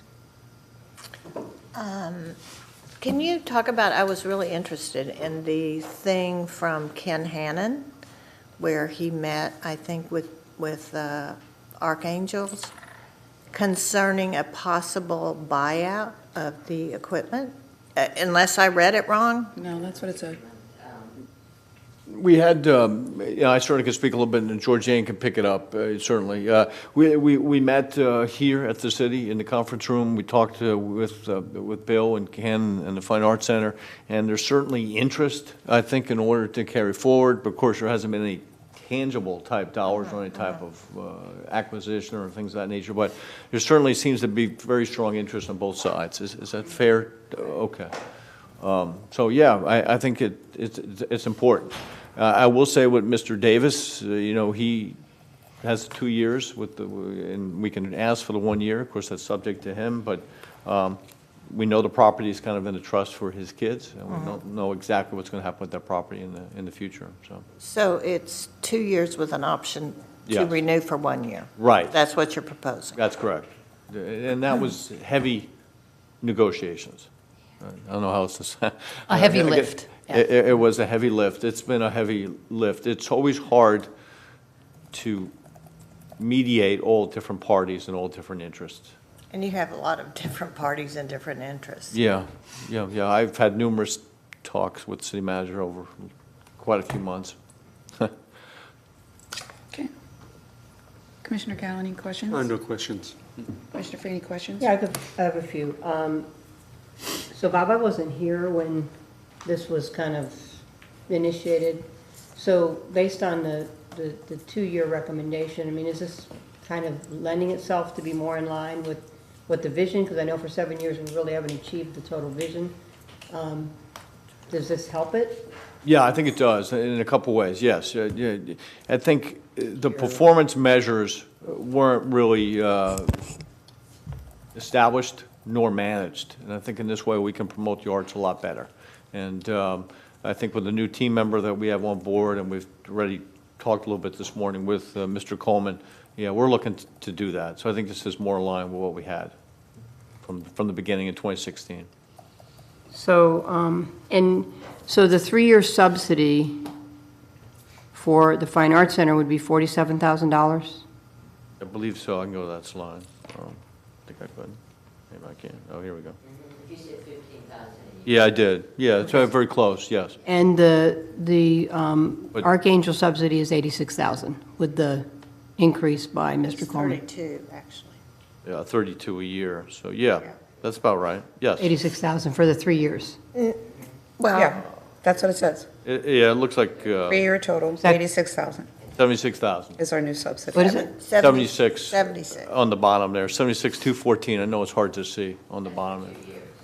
Well, I'm looking at Oh. what the 3-year subsidy would be. Oh, okay. Yes, Yeah. you're right. And it's Says 86,000, right? Yes, you're right. Okay, so, obviously, the Fine Arts Center is a nonprofit. Archangel's not. So when I look at the financials for Archangel, because it's basically, I guess, for profit, right? Yes. I have, how do you feel about the financials? Because obviously, taxpayers are subsidizing $86,000 for 3 years. Have we vetted out the financials to know that Archangel's is not flush with money while we're subsidizing with taxpayer money? Yeah, we have a budget from Mr. Coleman that we looked at it. Now, we'll say this is unaudited. It's coming from Mr. Coleman. Basically, in that scenario, he's at a break-even point. But again, this is unaudited, not accounting. This is, coming from Mr. Coleman. So I'd like to, maybe he would want to come up, but that's what we have to go on at this point in time. Yeah, I mean, Bill, do you mind asking, or just kind of responding? I mean, how do you feel? Because obviously, it's a You have to subsidy. come up to the microphone. Can you come up to the mic? This one up here. Yeah. Up here. Putting you on the spot a little bit. Sorry, Bill. That's all right.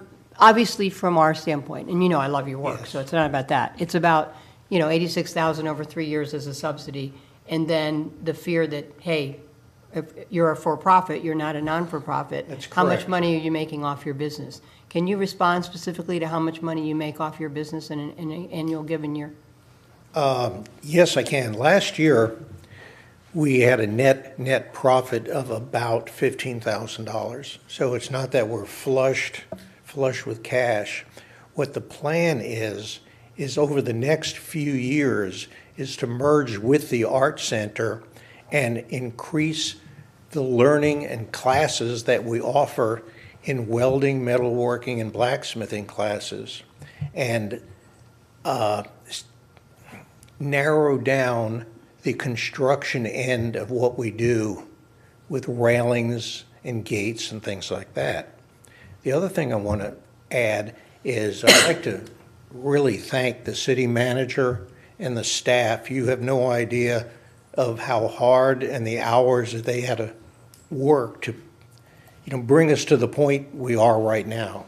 And I certainly appreciate all that effort because it has not been easy.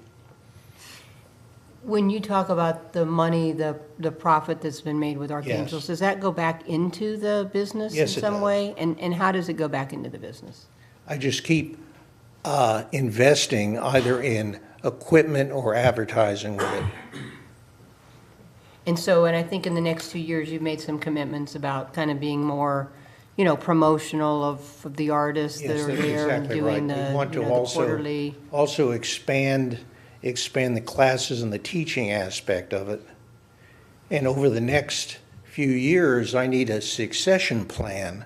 And what that plan involves the Fine Arts Center. Thank you. Oh, okay. Thank you, Bill. Any questions, John? Bill, if you could just kind of stand by, maybe. You don't have to stand up there if you don't want. So thank you very much, some interesting questions. I have been supportive of Archangel's over there from the start, from the very beginning, and certainly a relationship with the fine arts, and Georgiana is here. So the steps for me, as I see going through how we're going through this, and in conversations with the city manager over time while this has been worked on, I see the end goal. I believe I see the end goal. So, Georgianne, can you just confirm for me the end goal, which is that we continue from the art side. We started this organization down here because this was going to be sort of an artist incubator, sort of an art area. We even designated it, and then we ended up with sort of this down here. And of course, this organization needed space, and you were not flush with space. The previous city manager came to us and asked us if we would be involved on Douglas Street, and the metal building that we paid for to paint blue, and the city did help with the electrical. We said we would be interested, and we always called it industrial arts, that we wanted to teach stone carving, which we do, stone carving, wood turning, and we knew Bill, obviously, from years with his nice metal work, and we thought, well, we could definitely teach classes in forging, blade making, and then our insurance company came and looked at it and had heart failure, but then they decided, and working with Bill, he's been very cooperative. And as he's saying, because he has a for-profit business where he makes beautiful gates and fences, it's cut down our classes because there's just not enough time in the day for this. And the students need a lot of help, correct, Bill? Yes. I mean, they arrive never having used a torch, an acetylene torch or forging. And it is, it's hazardous. They have to have all the proper equipment. And getting instructors to teach students has never been that easy, has it? No, but we've worked with Bill for it. But when he frees up some of his time, that's why Ken Hannon, who I would say would be here today, but he's on sabbatical in Wisconsin, visiting an art center there that has a very reputable artist in residence program. So as Ken foresees, he's responsible for adult education, that we can definitely grow. It had been our great wish at one time to have a hot shop with our partnership with McClellan, but we can't do that because Mr. Davis is not prepared to let us rent space to build a hot shop. Cost about $500,000. Right, it was cost prohibitive. Yeah, but we saw how that could be a great tourist attraction. And many people that come into the art center who are new to town, who are renting in one of Joe Kokolakis' apartments, which he calls artisans, come in and say, what goes there? How did that happen? So we introduced them to the idea of wood turning or stone carving and doing metal arts. Bill's quite the expert, absolutely. And he knows all the people who can teach it. And it's really a program that other cities have asked us about. How do you do this? I said it came from an idea, and I think maybe Commissioner Kynes was part of that idea about 8 years ago. We're sorry that it hasn't gone down Douglas, but we do feel with the building that we use for wood turning and stone carving, those classes are sold out. They're not taught during July and August because of how hot it is, but they're taught in the evening. There is a waiting list to do wood turning, a waiting list. A year for people to get into it. That's Art Worth. He's very clever. And we know that classes could really expand with Bill. Yes, they will. But Bill's much sought after, too. So I do think the city has something quite unusual in what happens there. We were part of the negotiation. We're prepared to pay the rent because we feel that is very much part of our vision to be the best art center in this country, and we want to make sure that we cover the areas that many art centers don't. And our relationship with Bill has been good. We get along pretty well, right?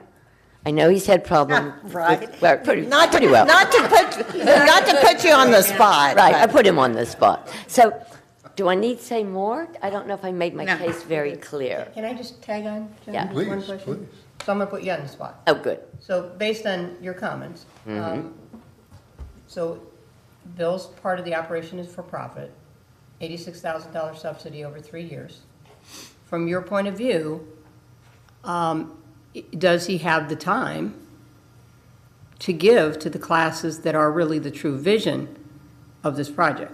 I would say he has to make the time, because being head of a not-for-profit, I answer this question day in and day out.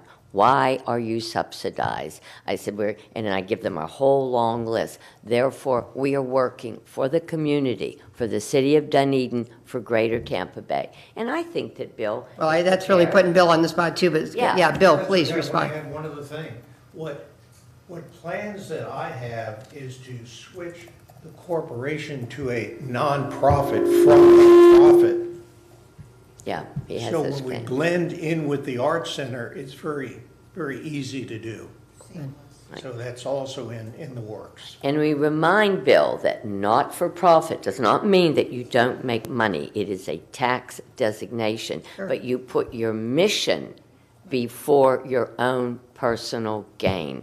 And I believe the Art Center, which started with a small group of women in 1969 and has gone to what it is today, is because our board of directors, in conjunction with our work with the city, have always put the community first. Bill's been very busy, as we're all aging. Yes, we are. Don't remind us. Our succession plan, we look to the future. Yeah, we have We don't want these organizations to go away. We can't. They're too important to, and I hate to say quality of life, but quality of life it is. And I know that Bill will stick to what he says, right? Right. Yes, I will. Yeah, and that's actually, Bill, that's what I need. I mean, it's a big subsidy. It's a big It was subsidy. bigger before, when we kind of gave a 2-year, hey, we need to like kind of set this on its, sailing off. It's a big subsidy, and I'm just concerned. So I guess, just from you, I just need that commitment that like you're going to have the time for the classes. You're moving towards the nonprofit, because I just think otherwise it's really hard for us to defend it to taxpayers. Well, exactly. What the plan is for me, once again, is to have a succession plan and to move into the instruction aspect of it and teaching, just like the Fine Arts Center does. And when we switch over to a nonprofit from a C corporation, it'll go hand in hand and make things a lot easier. Just an example, one of the best classes was knife making.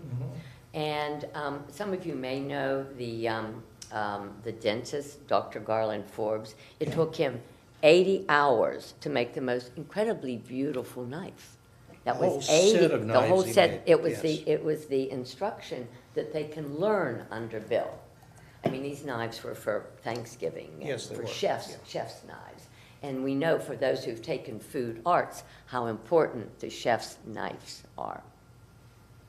So I think, anyway, as long as I'm at the Art Center, may not be, I can't promise 5 or, a few. I'm well known for saying, okay, are you doing this? No, come on, Bill, we need more instruction. We Very started good. that. I took over Commissioner Torres. No, that's so I just want to make sure he had more. Anything else, Commissioner Torga? And I wanted to marry this up Yes. to where it was actually going, and our support of the arts in the city, which has been phenomenal. Oh, And it has. the history, I mean, if you start talking about the history, all the way back, and all the people, it's mind-boggling. Honestly, it is. And then the history of how we ended up down here in the artisan side, and then how that sort of changed, and now we're pulling this out to come back to this full employment. And you would have had this probably now at your facility had you had room. Well, we Could've. have to build more because the stone carving and wood turning is a fire hazard. They must be in a metal building with the door open. Actually, I got to know the different fire marshals over the years, the 17 years I've been at the Art Center, they made us say, you cannot do this. And then we did it in Weaver Cottage, but there was too much dust, so it's perfect where we are. And in you with all the fire and brimstone. We were thinking about this 7 years ago. Yeah. When we met with the Art Center and the fire marshal, and at that time, this is when the Art Center was just expanding. And what we wanted to do was bring the metalworking into the Art Center. And as soon as the fire marshal heard fire, smoke, noise, they squashed the whole thing. No. That's why Yeah. 7 years ago, it would have happened, but it didn't. Yeah, and the fire marshal actually showed us the building. And then he obviously spoke to the city manager. I mean, it was all very... And I remember this from a sense of humor because we had a fire station that was up there that was no longer going to be used, and it's just interesting. But thank you very much. I think that puts it together for me comfortably. Okay, I had a couple of questions. So in the transition plan, it's talking about the art center and the equipment, but what I'm hearing is that that stuff can't be there. No, not in the Art Center, can't. Well, can't guarantee they're going to be in that building. Where will it be? Well, several years now, I don't know. I mean, there's no Okay. known. No, and I don't mean to sound ignorant on it, but I mean, when I looked at the transition plan, it gave the impression that it was going to move to the art center. Oh, I see. Okay, yeah, We'll have to find a location for Yeah. it to move to. Okay, because that'll be problematic. Yeah. Because no offense to anybody, but I just know how this is going to go. We're going to be asked to put up a building or donate something. I mean, this isn't going to end. I was getting, when I came here, I thought that the transition was going over to the art center.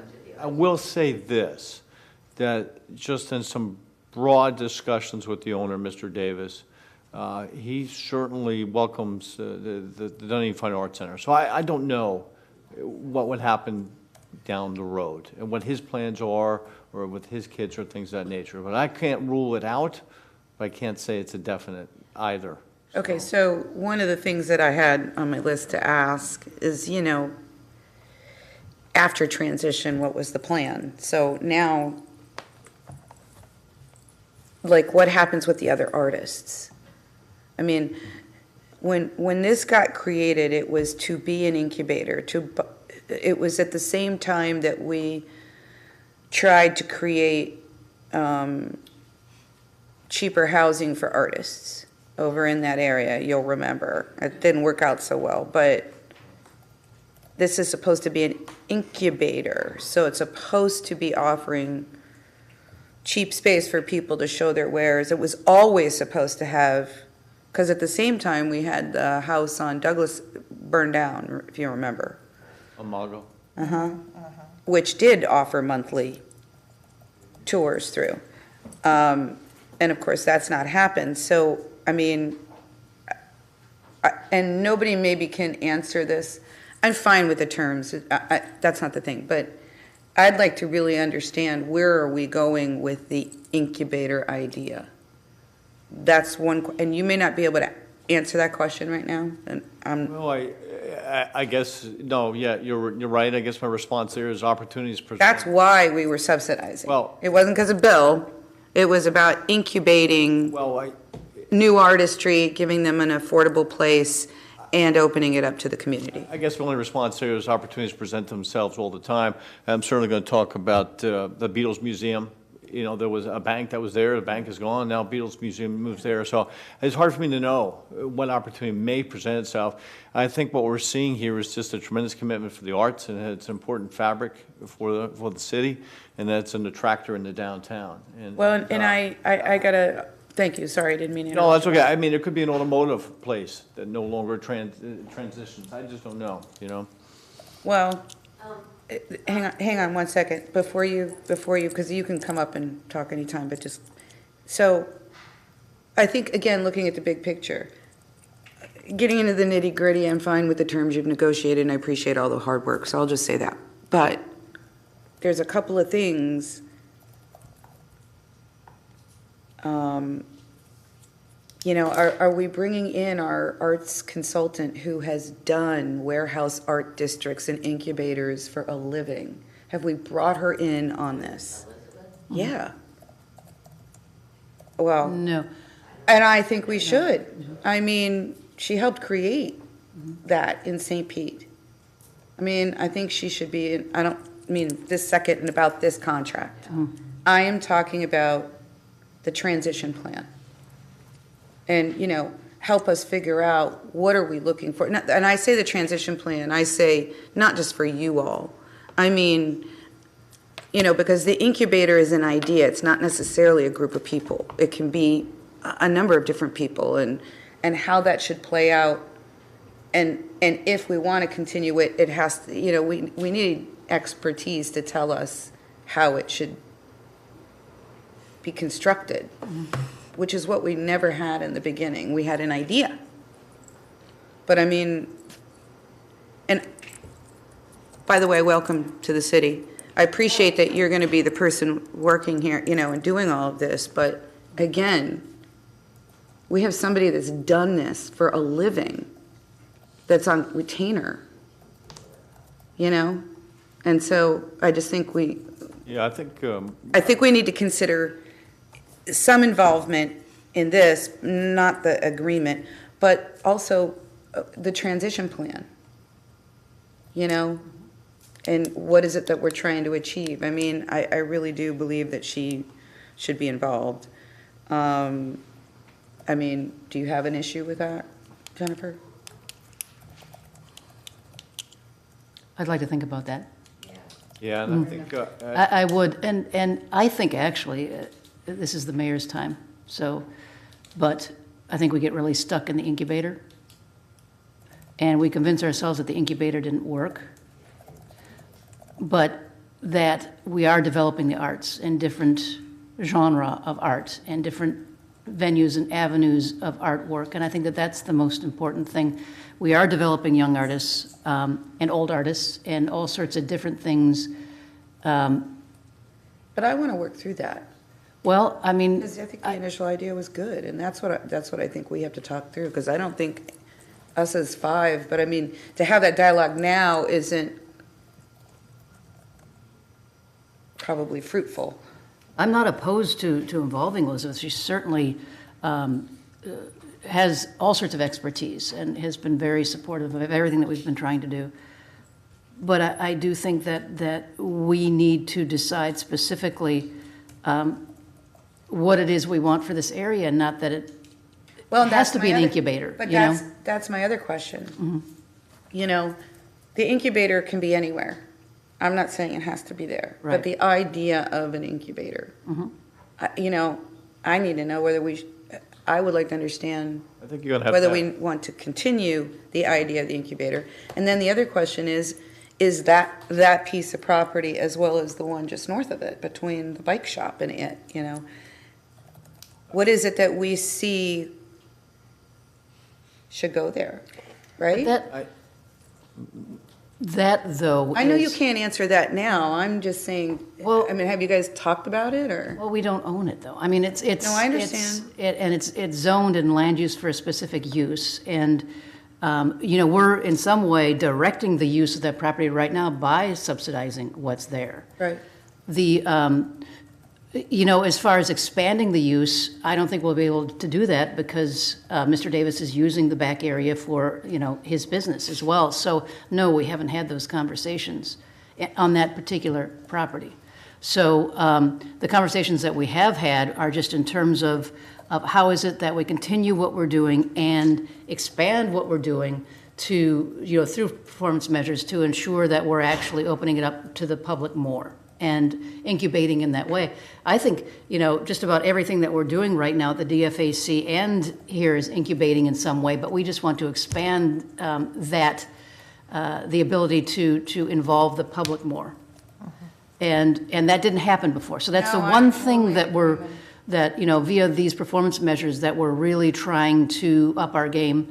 Mr. Coleman responded, you know, positively. I think DFAC can certainly help with that as well moving forward. So that's the one thing, Mayor, that we concentrated on is just involving and being more visible as far as the area goes. I absolutely agree with all those steps, and I appreciate that. I mean, I think you guys did great work. Okay, so did you all have any, I mean, you got up and answered questions, but you're certainly more than welcome to get up and say anything else you might want to before we go to our final consensus direction. You good? Bill? Yeah, I just want to mention too, we worked quite a bit with Bill's attorney, Debbie Bushnell. Yeah, It was and very good right. to get things going, and she wishes she was here, but she had some other things she had to attend to. But certainly Debbie Bushnell's been a big part of getting us to where we are. So I just wanted to mention that. I do want to say something. Sure. When Imago burned down, I was in Pittsburgh, and I had a phone call, the Art Center burned down. I remember, yeah, I remember And that. Thank heavens Ken called and said, no, it's No, Imago. it's Imago. So I was called to a commission meeting literally 2 weeks after it burnt down, asked if I would take over all those artists who were burnt out and look after them, because the city, which was amazing, the city stepped up and gave us what's now going to be the Gateway Project, gave us the old buildings that, funnily enough, at one time, Irwin and Tell had owned. It's amazing how history keeps repeating itself. And Julie Scales, at that time, Commissioner Scales, tried to say, well, they're not anything to do with the Dunedin Fine Arts Center. But Rob DeSpiritu, your predecessor, was determined that the Art Center would look after them. And we did. We looked after them for like 4 years.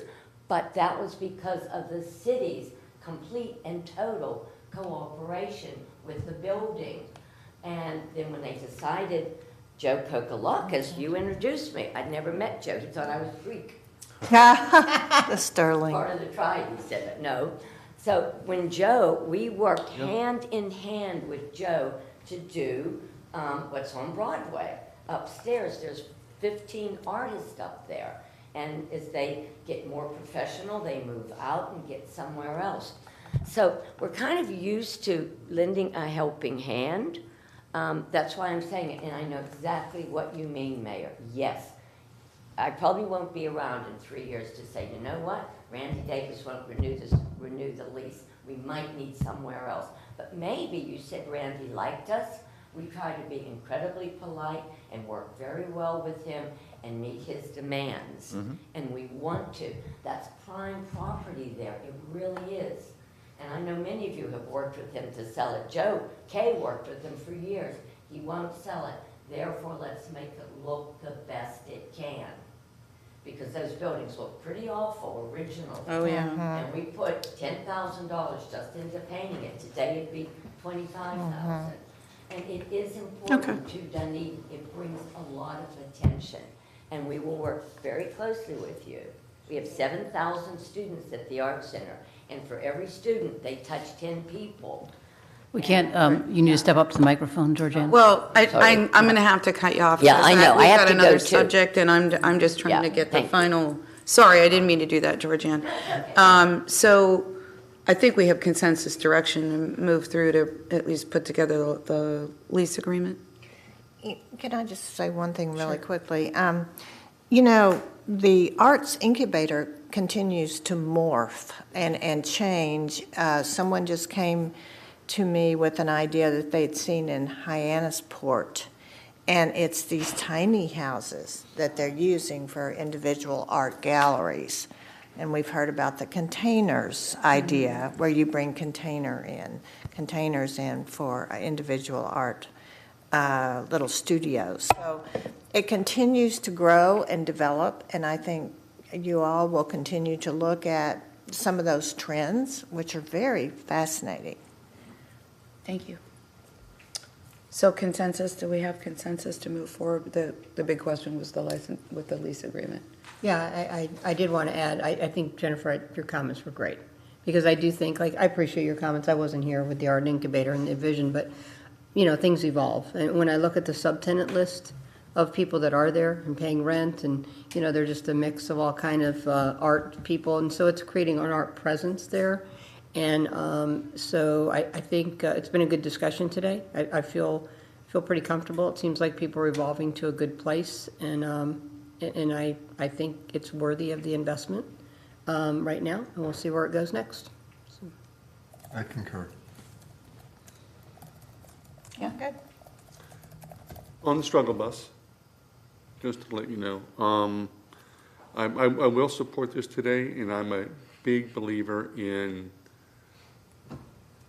incubators and public being involved in startups and things of that nature.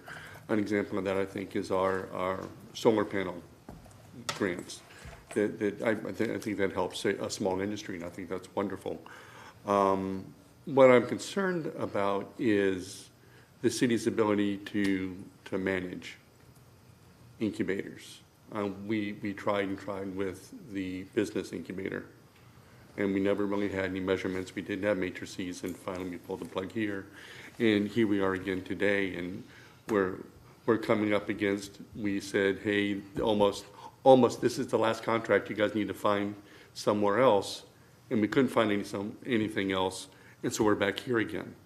And so, but at least I do see matrices being put in matrix and measurement points and things of that nature. I think certainly the Fine Arts Center, I think taking a stronger role and willing to take it on, I think that was a missing piece, and it excites me to see that we have an outside entity. I don't think it's something that I think the city's been playing too strong a role in this, and I'd rather work with the Fine Arts Center instead of the Fine Arts Center working with the city. I think it's a better approach that way, and the idea that Bill Archangels is talking to the Fine Arts Center. So I think we are certainly moving in a positive direction.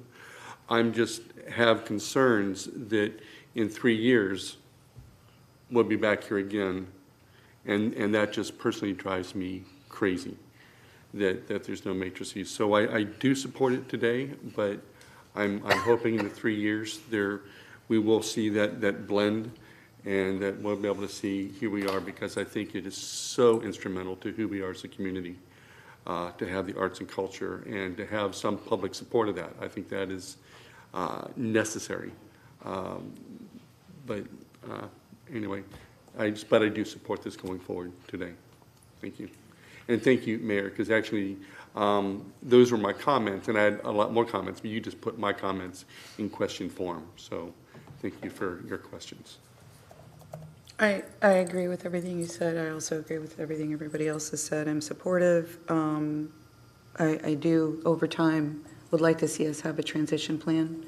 I know what we've said, but it's in concept. Mm-hmm. And that might take some digging to figure out what it is we want to see. Where do we want to see it?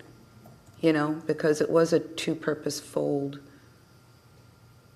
project in the beginning. Mm-hmm. It was an incubator for artists, but it was also a way to clean up the area. You know, so I don't know if those are still our goals.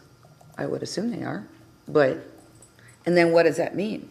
Because if it means continuing with the property, then, you know, we have to start talking about where does that come from and what do we want to do with it? You know, all of those things. I don't want to get to the end of the 3 year and be like, I want to know earlier. End of the 2 year. Sorry, 2 year. So I don't want to get to the end of the 2 year and not have this broader dialogue, what we want to see. And is everybody okay with it? So that we kind of know where we're going. Okay. I think that's really important, because I agree with you, Jeff. 2 years ago, we said we were done. This was it. But we're not.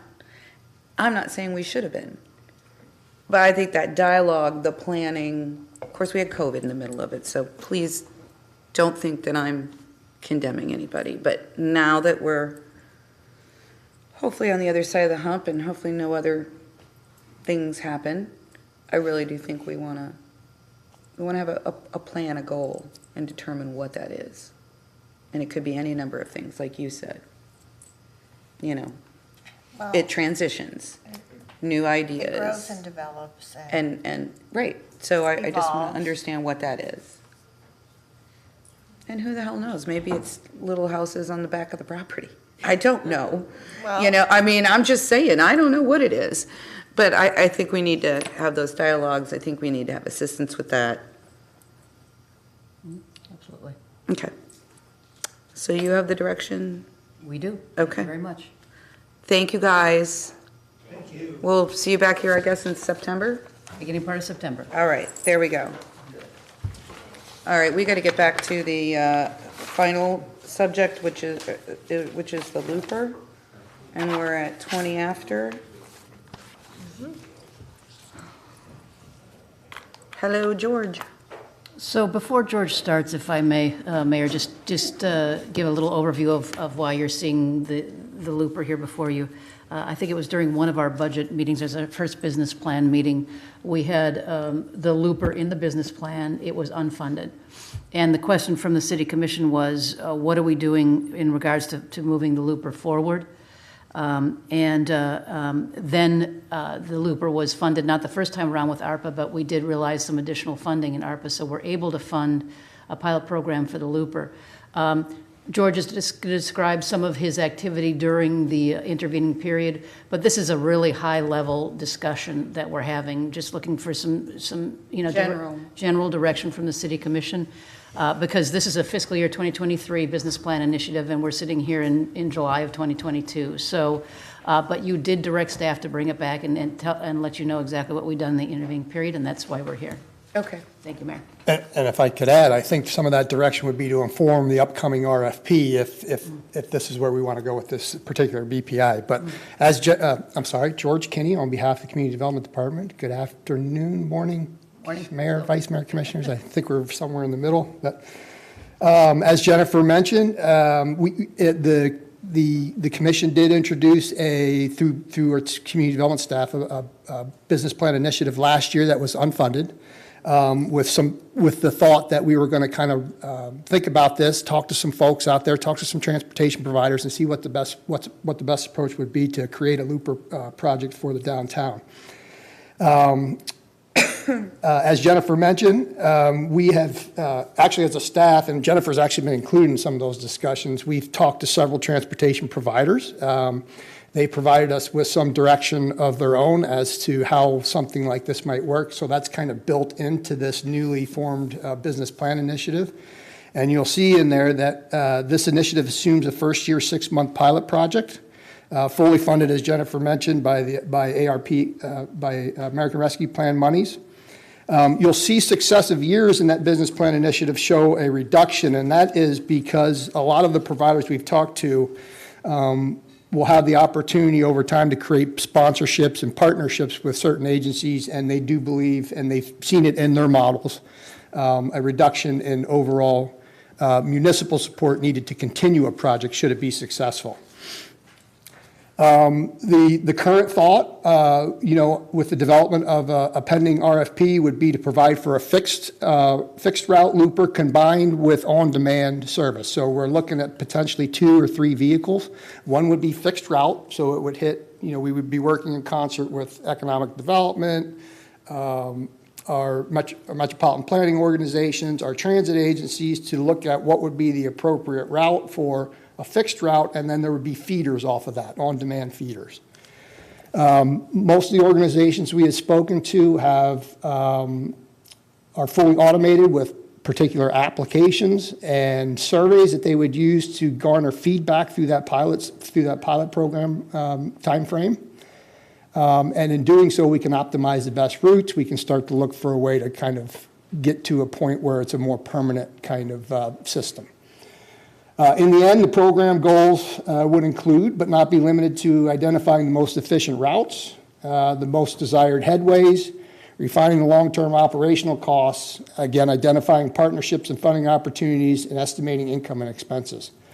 So that's really where we are right now. I'm happy to answer any questions. I got to be careful because we will be going to RFP, so I can't get into too much detail, but certainly happy to. This is the direction that we're kind of heading down, and would be interested in your feedback. Okay, I was really This interested. is questions and feedback. This 'Cause is, what- this is Go ahead, really so a you can do, you can do question. both. So there's a fixed route, and then there's, how do you get the on-demand? Is that the same thing, or is there auxiliary things? They can work in tandem or they can work independently. So on-demand is really, you, Commissioner Kynes, you're at your home, you want to get to the Publix grocery store. So you can go through your app, you can call this one service, and that's more on-demand. The fixed route piece of it is really like, say, our parking lots. And then on special event days, it's going to automatically hit those parking lots every time and then move you to destination points of interest, i.e. the ballpark and the library and things like that. So what I guess, is it one entity that's doing the fixed route and the demand? Or is it one, That's is it how a we would couple? scope it out, yes. That's how we would scope it. That's how you, okay. I'm just trying to figure that out. Can I jump in? I'm just going to come right out and say it. I don't think we need to be in an on-demand business. That's what we have public transportation for. PSTA provides an on-demand service. We have a private person providing on-demand. And in my mind, I mean, that might be something we progress to, but the purpose of this is to help solve our parking issue. So a vehicle going to our parking lots, as well as maybe our downtown hotels, just in the, and getting people around so that they'll park anywhere. They don't have to be so close to where they're going because there's a vehicle. You got one vehicle that's only one and the other two are doing on demand, you're never going to, people aren't going to wait. You need something that's going like this. I just don't, I think we should not be in the on-demand transportation business if you're talking about going outside of the downtown. So. That the purpose right, is for the the companies that we spoke to, they had both programs, the on-demand and the fixed route.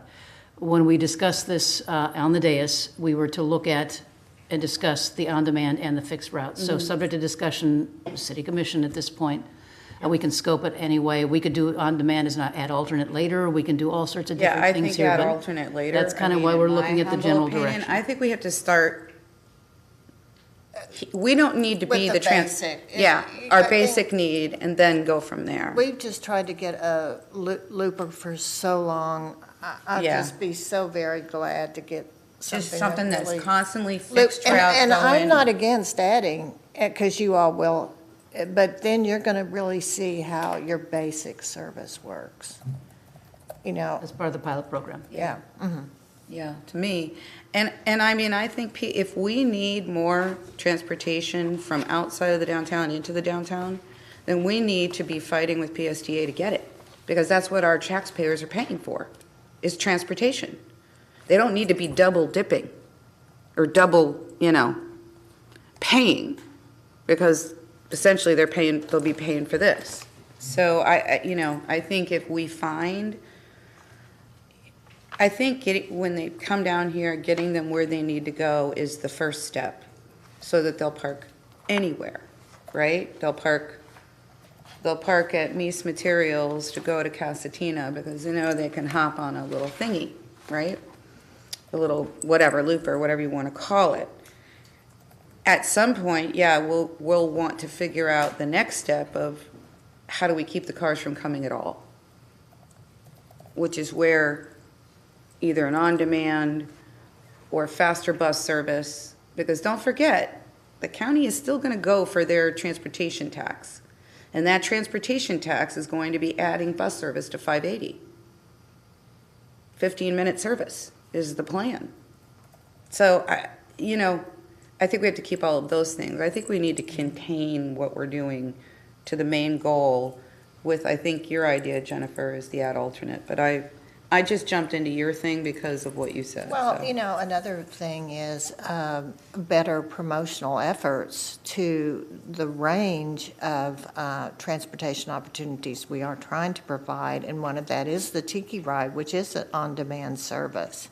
Better promotion of, we're working toward We continue to work with the water taxi, we continue to work with the Jolly Trolley. You know, of course, we work with the PSTA, but the Slooper, I guess, you know, another interesting question might be when St. Pete's started their looper, did they have any add-on at that time? I have no earthly idea. I think it was a plain loop. It is, I mean, they and PSDA subsidizes it, just so you know. and I But they know- just, they're in a, I'll call it a small area. But they have broadened the loop out to the beaches. I think they have a different So- line. Oh, okay. So, It's a I mean, different I haven't line. been on PSTA for a while, so. And the beaches, where they're going to the beaches is now going to be the BRT. Sunrunner, yeah, the BRT. The looper is just this. Yeah, so just so we're clear, on demand's much different than fixed route. So most of what you're talking about are fixed routes. Right. And we're talking about increasing headways and so forth, Right. but on demand is more of a Uber kind of deal. Right, and they have Uber. Right, and I mean, but I think we have to focus on what our first need is, but that's me, and look forward to hearing. Commissioner Gao, you,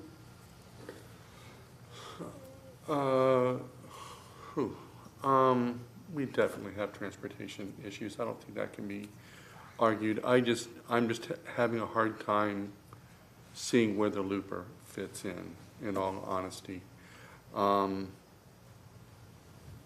If we just have the looper, you know, and it goes back to my comments of encouraging people to drive down so we can then drive them around.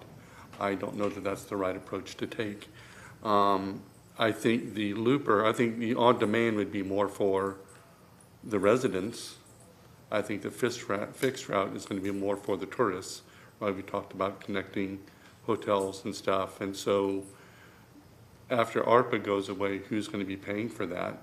And is it going to be the residents paying for tourists to drive around? And I know that tourism helps our community as a whole, but it's still, where's that burden of that? Where's that falling? Is this really solving our problem? Do we know that we have an issue with people not coming to the city because we don't have a looper? Hey, do we have? no, I don't think I'm sorry, it's not about not having a looper, it's Right. about having to circle and getting frustrated about finding parking. And so if you take that frustration away, that's the theory. Can't tell you it's I get it, right? correct. And we don't know, right? We don't know how much our parking is actually being used, right? That we've heard that it's not as efficient. People have a hard time finding open spots, and we've talked about 5G and the benefit of 5G. And the sensors. Being able to identify open spots. So I just don't know. I don't know that we have enough information to make sure that this is successful. And we've got $175,000 of ARPA money to kind of get this going, but I don't know what happens after that. And so That's why it's called a pilot. I understand that, but is it a true pilot? Are we going into it with the idea of, hey, this might not work, pull the plug? Or is it, because I know the perception from the residents on the paid parking issue was, it wasn't really a pilot program, it was just the way to talk about it to get it implemented into the city. And so is that the way this is? It's a pilot program, but we all know it's not going away. I'm not saying that that's how we feel, but I know that that could be the perception on behalf of the community on this. And is, again, really solving the problem Would you be willing to at least see how the RFPs come back? That I'd be willing to do. I mean, because that's all, I think, at this point, the team is looking for us is, you know, we're not approving anything. I mean, even if we get RFPs back and we don't like what we see, we don't have to do anything. In the scope of the route, I'd be much happier if it hit different activity centers than just stayed Well, and it downtown. might, yeah, And I know it has to evolve. Yeah. Right. It could be, Well, like include Nice the library and the stadium, and I mean, but it needs to Nice be. Life and, The library. yeah, but I'm even talking about, and I don't know that we can call it an activity center, but Hale Center. alternate 19 and Curlew, right? Is it going out there? I'd love to see that built up. But then would there be a value But of see, doing then you have the that? trolley that does that. You see Well, what I'm saying? and you're always gonna have, when it comes You to have the trolley, transportation you of, have of that. any type, there's always gonna be a kind of a crossover. And that Venn diagram is right, and then what is the place of Jolly Trolley, and is this doing this? What is the role of municipalities in this type of transportation versus PSTA? And I think those are all wonderful conversations to have. And I know at some point, we have to get off the pot, or do something else and actually implement something. But I would need to see the RFP and get an understanding of exactly what What are would- coming in. There's also with 175,000, what else could we do with that in ARPA money, right? We talked about maybe using ARPA as to more subsidize the city and our expenses. We've had that conversation. So is this the best use of ARPA money at this time as well, is my thought. But I'm willing to look at the RFP. If I may, Mayor? Yes. And I think that I don't want to, I still want to stay at that very general direction, because, you know, when we put out the RFP, we could ask for the plan toward how we get to full cost recovery. You know, all of you are aware, and we've had this discussion on the day is plenty, we don't want legacy costs as a result of ARPA. So how is it that we're able to transform from ARPA into full cost recovery, or some sort of a minimal share with the CRA if it's downtown and those types of things? So we could certainly develop the proposal and just put those points before you. We don't traditionally, you know, bring an RFP to the city commission. Well, you don't have to do that. So- It's just the results of it is what I meant, the results of the RFP. You know, like what that's what I meant. I'm only Well, one. I think actually, you know, as we put the scope out, just to let you know exactly what we're, you know, because there are lots of companies that do this, there are lots of ways for them to skin the cat. Right. You know, and as George had mentioned, on game days, you know, the route might change because, as you know, we have some remote lots that we've acquired for, you know, especially when the Yankees are in town. I mean, they're parking everywhere, you know, so, and those types of things. Don't bring them up. Yeah, no, damn Are Yankees. you insinuating the Northerners are coming down here? Is that what? Maybe one or two, maybe one or two. So there are lots of ways to address this. You know, your comments are very well taken. Their staff's concerns as well. We don't want any sort of a hit on the general fund moving forward in any way, shape, or form. And, you know, as far as the pilot program goes, the companies that we've spoken to, you know, that program is specifically what route is the most popular, what the hours are on the route, you know, and those locations and those types of things. So, you know, you would think it would be Wednesday through Sunday, certainly not earlier in the week. We don't need it. And you know what that looks like. We baked 175,000 in there as a conservative estimate, and we can certainly back down and spend less depending on what service it is. But that there's just lots of moving parts here. We don't have a lot of information for you because we're in the development phase. I think the point is we're moving forward with the pilot program. What are some of those general things that you want us to put in the scope? And then come back and let you know what it is. Well, and I would think it would be a little bit less expensive if you didn't have the on-demand service at first. Because if you Yes. remember, that company that we almost got, look at Bob, they wanted 35,000. And we were like choking on that. But that was for, you know, this. And they just couldn't get the advertising subsidies. So to me, I think 175 is a lot. That was a nickel drop? Yeah, whatever they were. I think 175 is a lot, and I have a feeling it won't cost us that, but who knows where the world is today. Commissioner Franny? So, actually, I don't think it's a lot, because if you do it in a true pilot fashion that, you know, is gonna work, you know, my sense is it's not a lot, but, you know, well, that's what we bid for, right? Yep. So, yeah, you know, I mean, you know, I am skeptical too. I am, but I balance that skepticism against what we're paying for parking spots. Right. Where we're gonna pay for the garage. So like when I look at good use of the money, I'm like, okay, it's like 175, 300,000 over 2 years, like, okay, that's a drop in the bucket to like the exorbitant, crazy money we're spending on parking, and we do know. And of course, my skepticism on the Looper is, I mean, I'm one of those people like, hey, I'm going to go downtown and I want to get where I'm going as quick as I can, and I'm just going to hunt around till I find it, and I'm going to be an idiot because I'm not going to go away and just walk walk, instead of, I'm just going to circle around and around and around. So you work against that natural tendency for people for immediacy, and which again is the looper's job then to, click into people's heads that the route makes sense, it comes enough, it's right on time, it's everything, boom, boom, boom, boom, boom. I can count it like clockwork, so I'm going to go Every here 10 minutes, because it saves me. by or whatever. So, I mean, I don't know if it works. I think that, I do think it's worthy of bidding it, seeing what we get, and potentially, putting it ourselves out there to kind of once and for all understand that if we try to do it well, can it solve some of our problems? Because we do have problems, as we know. And, and Commissioner Gallagher, I was picking up too, I think it depends on the route, how much it helps citizens. Yeah. Because, when I visited Nantucket for the first time last summer, which is amazing, by the way, they have this amazing system. Now, it's expensive, and it's highly subsidized by the city of Nantucket. But I'll tell you what, it's like clockwork, and everybody uses it, and you go into town, and I mean, it's really good. And it's all about, like, not just the visitors. I was a visitor, but I was living I was in Midtown at somebody who owns the house, so it's very much a residential area. But, like, people used it. People, not just tourists, but people use it. So I think it depends on the route. You could see where people I'm not taking my car into town when I can't park anyway. I'm going to hop on it. So I don't know. I mean, I think that plays itself out a little bit, right? Well, and I think that's absolutely true. So I don't have any fear that it will ever be empty. People will write it. It's just, do they need to write it?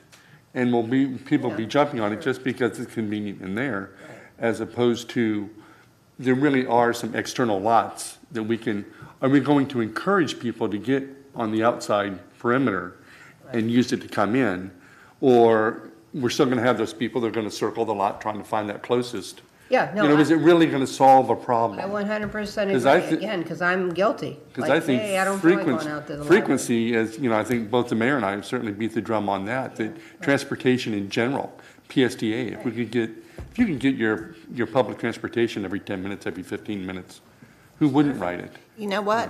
I know what we can do. We can call it the flooper, the fast looper, the flooper. Well, that's what they're saying. Anyways, that's a whole nother conversation. I'm going to grab back my time. Reel us I'm gonna back grab in back there. my time. You guys have had plenty of that. Okay, sorry. And John hasn't even had his time yet. But that being said, I do think we should take the next step. I'm afraid. I wrote down, Jeff, when you said this, and I can tell you one thing, I would pull the plug in a heartbeat if it doesn't work. Yeah, me too. Because I'm not going down a rabbit hole of money that would just be like money after money after money. We don't need another black hole. We can't afford another black hole. However, we got a black hole. It's called paying for parking spots. So if this much cheaper method could work, it may be worth just knowing. We just got to do it right. And ARPA money. Yeah, and it's ARPA money. So I think it could be really good use of our ARPA money. Because 300,000 compared to what, 5 or 6 million for our parking garage, maybe we do see some solutions. And I think it mixes with everything else you talk about on the multimodal stuff, So, I mean, I live a mile from downtown. You'd think I could walk downtown more often, but again, I think it's like fitting into what people's tendencies are. So we maybe make it work for us, or maybe it doesn't. But I will tell you, I was worried that the number in the long run is too low, and therefore we're not going to get one that's going to really create habits in people. And truthfully, I'm not interested in a black hole of money. So, so anyway, but I think it's worthy of bidding it. Like when we bid it, are we looking at business plan and proposal in one? Is that what we're looking for? We can request, it'll be a proposal, request for proposals, and inherent in we'll that will scope be out their what we want to business see in that plan. proposal, what the business plan would be. I mean, a lot of it is predicated upon that pilot program, their business plan would be, so we'd want to know, at the end, if it's successful, and, what the next step is. And our goal is full cost recovery toward the end, so, I couldn't agree more with the black hole issue. Yeah, and I mean, and again, I think when we see the bid, we make those calls, because I agree with you. We got a general fund that needs help. So we don't want to waste our ARPA money unless it really, really makes sense. Right. So. Commissioner Torgo? Thank you. So a number of months ago, I made a presentation about us being a golf cart city and the advantages of us even perhaps providing this as our own service, but there's others that did that I've been familiar with, that I've met with in the past. And I think you met with some of those folks. So when I'm talking, I think we're talking, okay, thank you. Yes. So we look at a parking spot, $30,000, let's just call it, $30,000. That's what a parking spot costs us, $100,000 for three parking spots that aren't used all the time, and they're used at hot times.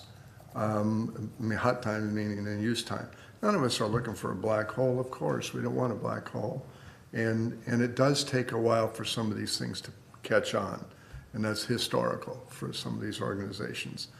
And I've been in a lot of these places. I've been in Nantucket. I've been in these places that have now, are really now stepping up into this. We're natural for it. We've got this golf cart, we do golf carts going, they're buzzing all through this place. And I thought it was really cool to do. We're a little square of eight square miles, and we're keeping the locals within the downtown area. And they're not gonna be, people say, well, let's have them walk. They're not gonna, people in my community are not gonna walk to downtown. They think it's not gonna happen. They're not even gonna ride their bike downtown. They're gonna wanna ride in something. They are gonna ride in something if they come downtown. We're keeping this in our own downtown. If we wanna ring this for 580 and use the big buses and we get this increase, that's all later. This falls into our requirements right now. Do we need to build a parking garage and spend $8 million on a parking garage? Or do you take $8 million and you put it over here and you draw 10% off and get $800,000 and cover all of this stuff that we're talking about? I wouldn't recommend that. I appreciate the recovery concept, and that's what these folks try to work towards in pretty much all cases. It's to their advantage to do that. I think it would be unique for our own city to do this. Particularly if and when we don't have to use all golf carts, but we can use a golf cart for a vehicle that's associated with that, and perhaps other vehicles in other areas, all tied into the same system, an on-demand system. So on-demand system can be used for, we can have a looper system that's consistent, and then one that ties in. I think it's certainly worthy of an effort. For us, particularly as we are expanding and we need parking, and we need parking now. And as I said before, I think we might even want to take we bought the parking, we have the space down there, and we spent a lot for that space, a lot. And maybe that just sits for a little bit. Maybe we do this and see what happens. These are experts, these people that do this. This isn't their first rodeo, and we're sitting up here acting like we're talking like this is their first rodeo. It might be our first or your first rodeo, but it's not theirs. And they know what they're doing with this stuff. And I think we give it an opportunity. We're now jumping on sort of, I don't mean it that way, but we're sort of jumping on you, George, and you're not able to tell us everything that you would like to maybe tell us. We weren't at those meetings, but these people are pretty precise, aren't they? And these people know what they're doing, and this again is not their first rodeo. And they bring experience, yes. And for you to come up and say, well, we just want some general input on this, is this sort of a good thing to do? Well, it is sort of a good thing to do, because we don't even know, for example, we know that I can get out of a car that's got Google stuff on it right now, and it'll take my car home, and it'll bring it back. They can do that. It's not allowed. And they're not going to be able to do that here. But at some point in time, we don't know where we're going to be with this. This is certainly a great transition. And if it turns out to be a system that we modify later, we modify it, we even have it as our own, with golf carts only. I think it'd be a tremendous advantage for our city, but I think it would be a cool thing for our city as well. It's come to Nantucket, come to Dunedin, and wherever you're staying, we're going to get you where you need to go in Dunedin. And so we're supporting Dunedin throughout the entire process. And I think it's just I think it's a neat thing for us to look at. a simplified way to ensure that we maximize our parking capacities, especially during big events, where we can then, they'll change their whole thing around, and boom, we can get all these vehicles just running for that. As I said before, I worked the parking for the Celtic festivals, et cetera, and that we use the big buses, but there's still a problem when those areas get filled up. Now where does everybody go? That would certainly help with those situations as well, because they have that flexibility in their systems. They have extensive systems and tried and true systems, and I just want you to know that. I mean, they have that. So I think that if we want to be avant-garde or we want to be off into the future, this is a great thing for us to continue to look at. And I'm very supportive of it. I'm supportive of what I talked about previously, so I won't reiterate that, but that could have even been our own system, could have. You're choosing to go in the professional way. And again, these are really strong companies. There's more than one, but we know there's good ones. We know they work. Who uses it? Say Pete Beach uses one of these. Fort Lauderdale uses. I mean, they're in a lot of places. So I'm very supportive of this, and I think this could really help move us around within the city, and doesn't require people to be walking when they don't want to walk, or to be hunting for parking spots when they don't want. Now, somebody coming from the airport is going to drive all the way over here, and they're going to need a place to park. That's a looper. So I'm supportive. Thank you. Thank you, Commissioner. Just to add some final comments. I think, too, if you remember back in the whole paid parking fiasco, as you know, I consistently did not support that. We learned that 56% of the people that were coming downtown were residents, not tourists, during that time. Because when they stopped going, that's when everybody freaked out. So I don't think this looper is just going to be for tourists. That's my point. And I don't think that formula has changed. I think it's going to be for our residents too, is what I'm trying to say. Because, I mean, it was all about it's nothing but tourists in downtown. Back when we were talking about paid parking, it wasn't. It wasn't. But I also think in conjunction with those parking sensors, if they ever come into the light of day, we don't know, right? That will help a lot.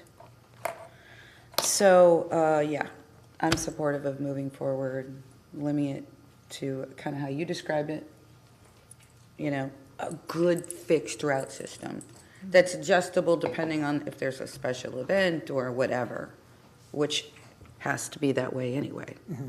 But a strong fixed route, limited number of days as a trial, weekends or late weekends, I think is the smart way. That's how we did it with the trolley. And we saw that it had enough business to then expand it. But again, it's a pilot. Mayor, if I may, do we have consensus direction on the fixed route vis-a-vis on demand as well in the scope, please? Well, the on demand, I think what we said is it could be an ad alternate for later. Okay, we can add it as an ad alternate and see what that looks like. Yeah, I mean, put it in as an ad alternate, and then you have the complete picture of the cost. And I still don't get, I'm sorry, what I still don't get is you would have to have two entities providing an ad, providing a on-demand and a loop. Entity, two different types of routes. Right. That's what I'm saying. You wouldn't just have one. I mean, you'd have And to there's have. more than one vehicle, too. That's what I'm trying to Yes. say. More than one vehicle if you did the on-demand. So, how much is it going to cost for the add-on I think that's fair. We can add that in. Mm-hmm. I just don't think that should be the initial thing. I mean, I think, like you said, what our true need is let's get this Right. where it's perfect timing, perfect, as perfect as it can get, quick, accessible, reliable, to me is the first priority. It is. I mean, Eventually, I do think the ad alternate could be in, only because, like, I look at my mom, like, she's not gonna do Uber. It's not gonna happen, okay? She's just not I gonna do won't it. do Uber It overwhelms her. unless somebody else So, orders it. but you had like a central line, like, hey, you know, and, I mean, it's not about money. She'd pay, but it's just like, she's not gonna do Uber. So, you know, I don't know, there might be some user-friendly, but again, I agree, it's not the priority right now. The priority is, can we figure out a way, I think, John, you said it really well, you know, figure out a way, you know, that we can move people better and take pressure off the parking and. One of the ways you can do that is have them not bring their car down here. Well, we understand that, but So again, you that's. can't knock that out and say that doesn't count. This only whether, if we can move them around between the parking. I think it's a combination. You mean the on-demand, you're saying? saying? Yeah, I But think we so. also, that's why I keep bringing up, that's where we have on-demand service from PSTA that exists today, that your mother could use. Okay, well, I guess I need to be educated too. Yeah, So, I it mean, doesn't that work. exists, well, if they're picking you up at your house and bringing you into the downtown, I think it does work. But that, and if it's not working for our needs, then we need to talk to PSTA about it. You understand? I'm saying if we have those needs that are outside a particular service area, this little thing, then I'm sorry, we need to be lobbying our butts off to PSTA. If we need better service to the corner of the causeway and whatever from Jolly Charlie, then they need to provide it for us. And we need to look at then, okay, if we need to add, not make it $35,000 or $40,000 a year, maybe we make it 60. But to start up a whole new service, that's what I'm trying to say. I don't disagree if we can keep people from getting in their cars. I think that's important too. I'm disagreeing on how to accomplish it. I don't disagree with the theory though. I just don't think we should be in the transportation business. We have a business district that PSTA is not going to come and provide service for us. That's not going to happen. So yes, I do think that ARPA gives us money. Except it did subsidize St. Pete. Well, guess what? So I'm St. just Pete telling was you. the original, St. Pete was the original bus service. So of course they're going to subsidize St. Pete because they don't want St. Pete to, But I mean, there has been a precedent. yes. And they have a whole trolley system. I mean, they have a whole trolley. We're talking about golf carts. They're not going to do that. I'm looking at you as our PSTA. You think they're going to do that? They're not going to do it. You know, I just think we have to have, seriously, as a region, talk about transportation. And why can't PSTA do that? It's all Well, I about think funding they and it's all should. about priority. Or is it to the point where they handle things between cities and throughout the county and region, and each city has their own transportation service? Where are we going? What does Pinellas County look like in 30 or 50 years? Instead of reacting to it, we have an opportunity to control it and move us in the direction we feel we need to go. I don't disagree with you. I think we have a better shot at getting PSTA to up the service on Jolly Charlie than we would ever have them to run this. I already spoke to Brad and Cassandra about it for, I don't know, 6-8 months. They were looking into it, trying to help us. It became way too expensive for them. This is not a quote, but isn't it St. Pete Beach that does not pay for part of the PSTA? There are five cities in Pinellas County that do not pay into the PSTA tax. And they refuse to pay in. So anything that they pay for with PSTA, they have to pay full cost. They don't get to get supplemented. Yeah, St. Pete Beach is one of them. And trust me, the 9 years I was there, I thought it was ridiculous, but there is not one legislator, and it would take legislative action that would supersede the city's wishes by forcing them to do it. Which is, again, another reason to have your penny sales tax for transportation, because then everybody pays. I don't know, it's like $1.5 million hit, I think. It's probably more than that now, I don't remember. But yeah, you're correct, John. All right, do you think you have the consensus? We do, thank you. Where we're trying to get to? Such a great interpreter. Good for you. All Great right. skills. Sounds like. Yeah. I like the flooper idea. Flooper. Looper flooper. Flooper, or the floop. I'm going to look to Sue to create our branding. I'm going to hustle over right after this and tell her my great Okay. idea. All right. I didn't hear from anybody on any informational items, so everybody good? All right, we'll just skip all of that. If we have some time, anybody needs anything that they got to announce or anything, they can do it on Thursday. All right, guys, we are adjourned. Thank you, everybody. Oh, I thought we didn't run through anybody's update? I just said, are Oh, there I'm sorry. any? I said, can we? Oh, okay, I thought you. Why don't we do it on Thursday? Well, I just had one comment, and Then if you do it, everybody gets to do it. And I'm saying, let's wait until Thursday. Can we not do it till Thursday? She did 5 items in one swoop. I did. I said, does anybody, I didn't. Okay, mine is very small. We just all got an email from You're Jack. just insistent. Go ahead. I'm sorry, we got I know. we're 26 running- minutes, and I have to go to work, so I want to get out of here, so. Okay, so, no, we just got an email from Jack Greenfield suggesting that we have the baseball team come to a meeting, and, you know, we have our liaison over here. Maybe we can get him to work on that. I just think that would be nice. They actually achieved great things this year, and I think it would be great. That's it, I'm done. She's done. I'm done. The rest of Anybody you are else? too. Good, good. Done. And you know what? I was thinking we had to be adjourned by noon. I forgot okay. that we get out at 12:30. Yeah. I mean, it works. That's why I was pushing so hard. I kept thinking, oh, I got to be out of here by noon. Too late now. She's All right. made a decision. Goodbye. Works great for me. so- We're adjourned.